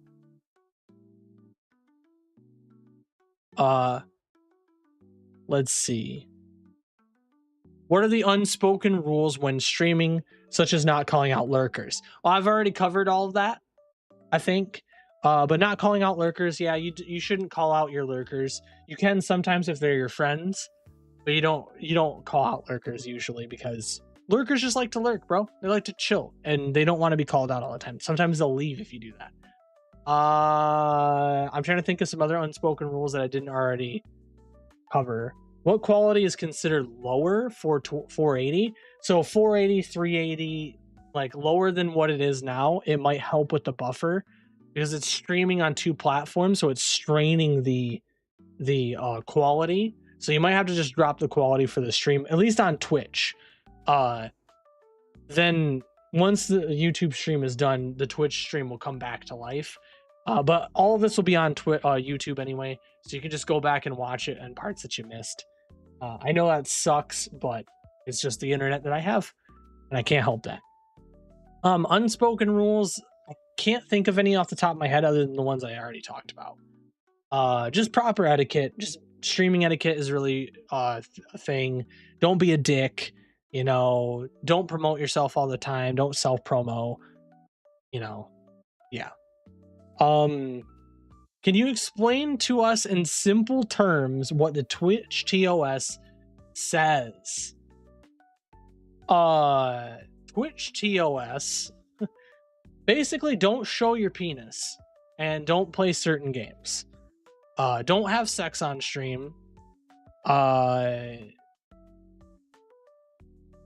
Don't talk about things and be hateful, like hate crime, stuff like that. Essentially, it's basically basic moral standards, right? Don't be a piece of shit is essentially TOS. Just don't be a piece of shit. How do you know when you're trying who is trying to scam you? Don't show hips either. Exactly. Don't show your hips either. That's for VTubers, but that's also a gray area. There's a lot of gray areas in the TOS, but they're working on it, I guess. How do you know who is trying to scam you? That's simple. If someone messages you out of the blue and they do not have a Twitter, and if they do have a Twitter and on there's a bunch of hashtags and a bunch of stuff on that Twitter for, like, let's say like hashtag VFX, hashtag this, hashtag that, and they post a lot of their artwork on there that doesn't really look like their artwork, that looks kind of like Photoshop stuff, those are usually scammers. They'll message you out of nowhere and then they'll talk to you, and when they talk to you, they have the same speech pattern of, hey, I heard you like this, this, and this. And it's like, yeah, I do. And or they're like, hey, how's it going? And you're like, hi, what do you want? And they're like, oh, I just wanted to see how you are. How's it going? And they talk to you and they go, yeah, I make a lot of stuff. I'm an artist. I do this. Would you be interested in seeing my portfolio? And that's how you know they're a scammer. Just so you guys know, artists don't really approach people.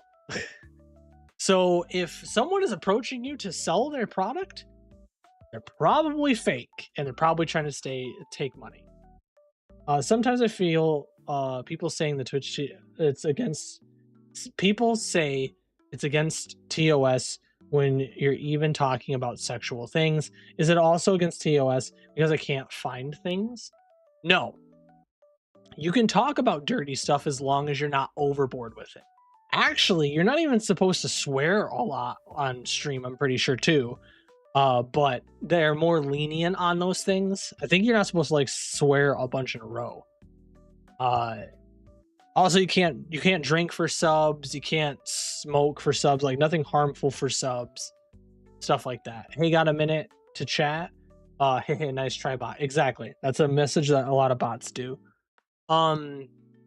If you could give your younger self one piece of advice for streaming, what would it be? If I can give myself when I first started out streaming, I'll go as far back as the Grim Jaeger days when I was first starting out as a content creator. Keep doing it. Keep doing it. Keep doing it. Keep pushing yourself. Don't give up on it. Because if I would have kept going when I was first doing it, I probably would have been bigger than I am now, to be honest with you. That is genuine truth. I would have had a bigger grasp on this whole thing. I would have been completely different from how I am now. I would have been streaming probably earlier than what I am now. But yeah, just keep going with it. Keep doing it. Keep pushing. That is the biggest piece of advice I can ask to tell myself. It's hard, but it'll get easier with time. Always. Azna asked, how do you practice or learn yapping for hours on end? Okay, so a lot of people have told me, and I still don't believe this, that I'm actually pretty damn good at yapping. Okay?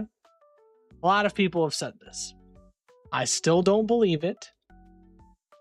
I still have a hard time understanding why. But a lot of people think that I'm pretty good at yapping. How I learned that was, as I used to not be good at yapping at all. I used to be very quiet, very I think the word is recluse. I used to be very much to myself. How I got really good at yapping was I decided that, hey, well, I didn't decide. This is the guy who's been doing that for almost 4 hours. I know. I've been doing it for 3.5 hours almost now. It's crazy. But basically, for me to yap, I had to learn how to yap through a job. So how I learned how to sell myself and sell things is because I worked at a car wash for 3 to 4 years, and I had to be a salesman during that car wash. Like, I had to handle the money, and I had to go, would you like a ultimate wash with tire shine? One more $1 can get you the undercarriage, and it'll get the wheel wells really good for you. And then they go, no. And then they go, okay, put a neutral foot off the brake and have a great day. You would do that for every single car that came in, and you would sell every single car that came in. Like, that's what you would have to do. It's just sell, talking with customers, dealing with rude people, dealing with issues, cleaning, learning all these little facets and divots, building a lot of relationships with people. That is how I learned how to yap a little bit. Then I started watching people. Now, I did say earlier, observing people to understand them is not a good thing. You shouldn't observe people and trying to understand them that way. But observation is key for you to learn about how to do things, right? So in order for you to learn anything, you have to see it in action. So I started watching streamers, content creators. I started practicing on my own, talking to myself out loud on how to do it. How I wanted to do my intros, how I wanted to do my outros, how I wanted to do this, how I wanted to do that.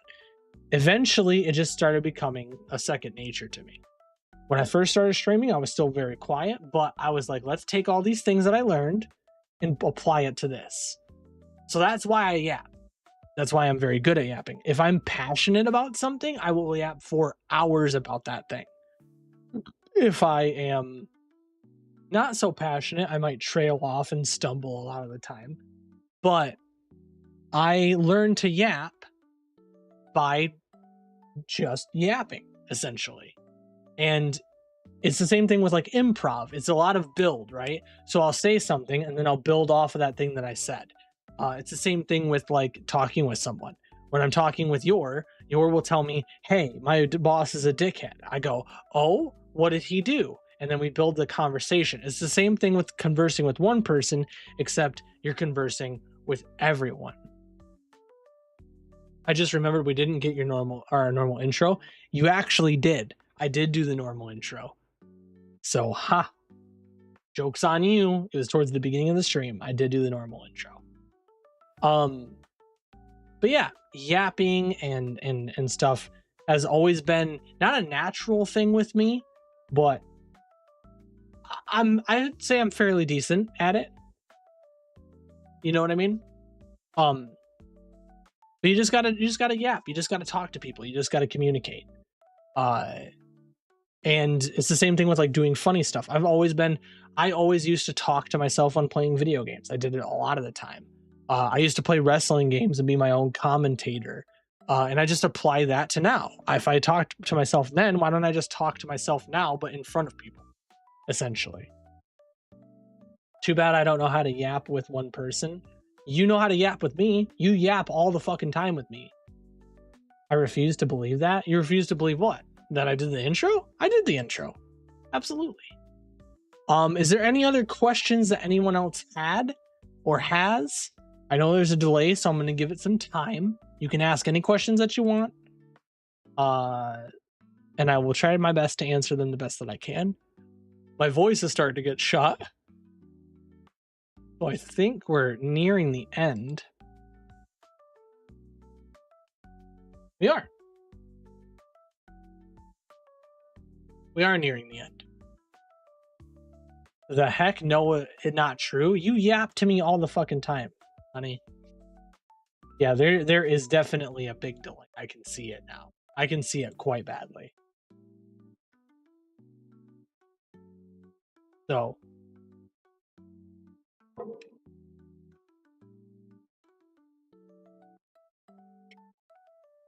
any questions at all, chat? Before we conclude this class, this session? Anybody have any questions?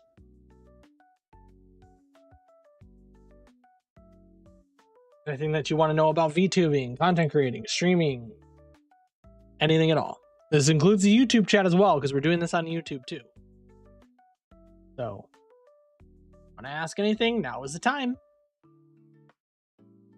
I just realized the category is the wrong category.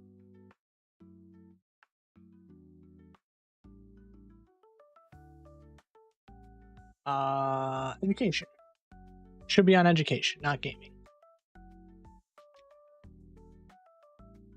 I'm sure I have questions, but I can't find something in my head right now. That's okay.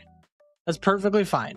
If there are no more questions and everything's kind of just been asked and done, then I think it is time to say thank you for watching. Thank you for watching, chat. I think that's a good session. We learned a lot today. We learned a lot of things. I've been talking for 3 hours and 31 minutes, which I'm shocked. I actually thought it was going to be less time than that. But thank you guys for watching. Thank you guys for hanging out with me. Thank you guys for spending time with me today. I hope you learned something. I hope you can take this knowledge and run with it. Isn't that just chatting? What do you mean? Huh? I'm so confused. But thank you guys for spending time with me. And class is dismissed. Class is dismissed, chat. You guys can leave. You guys can do whatever you guys want to do. I am going to be ending the YouTube stream so I can talk to chat for a bit so we can go raid into somebody. So thank you guys on YouTube for watching me. I hope you guys enjoyed it. If you want to watch more, please go on to my Twitch. The link is in the description. And check me out on my streams and stuff like that. Say goodbye to YouTube, chat. Goodbye. Have a fun time ending the YouTube stream right now. Goodbye, YouTube.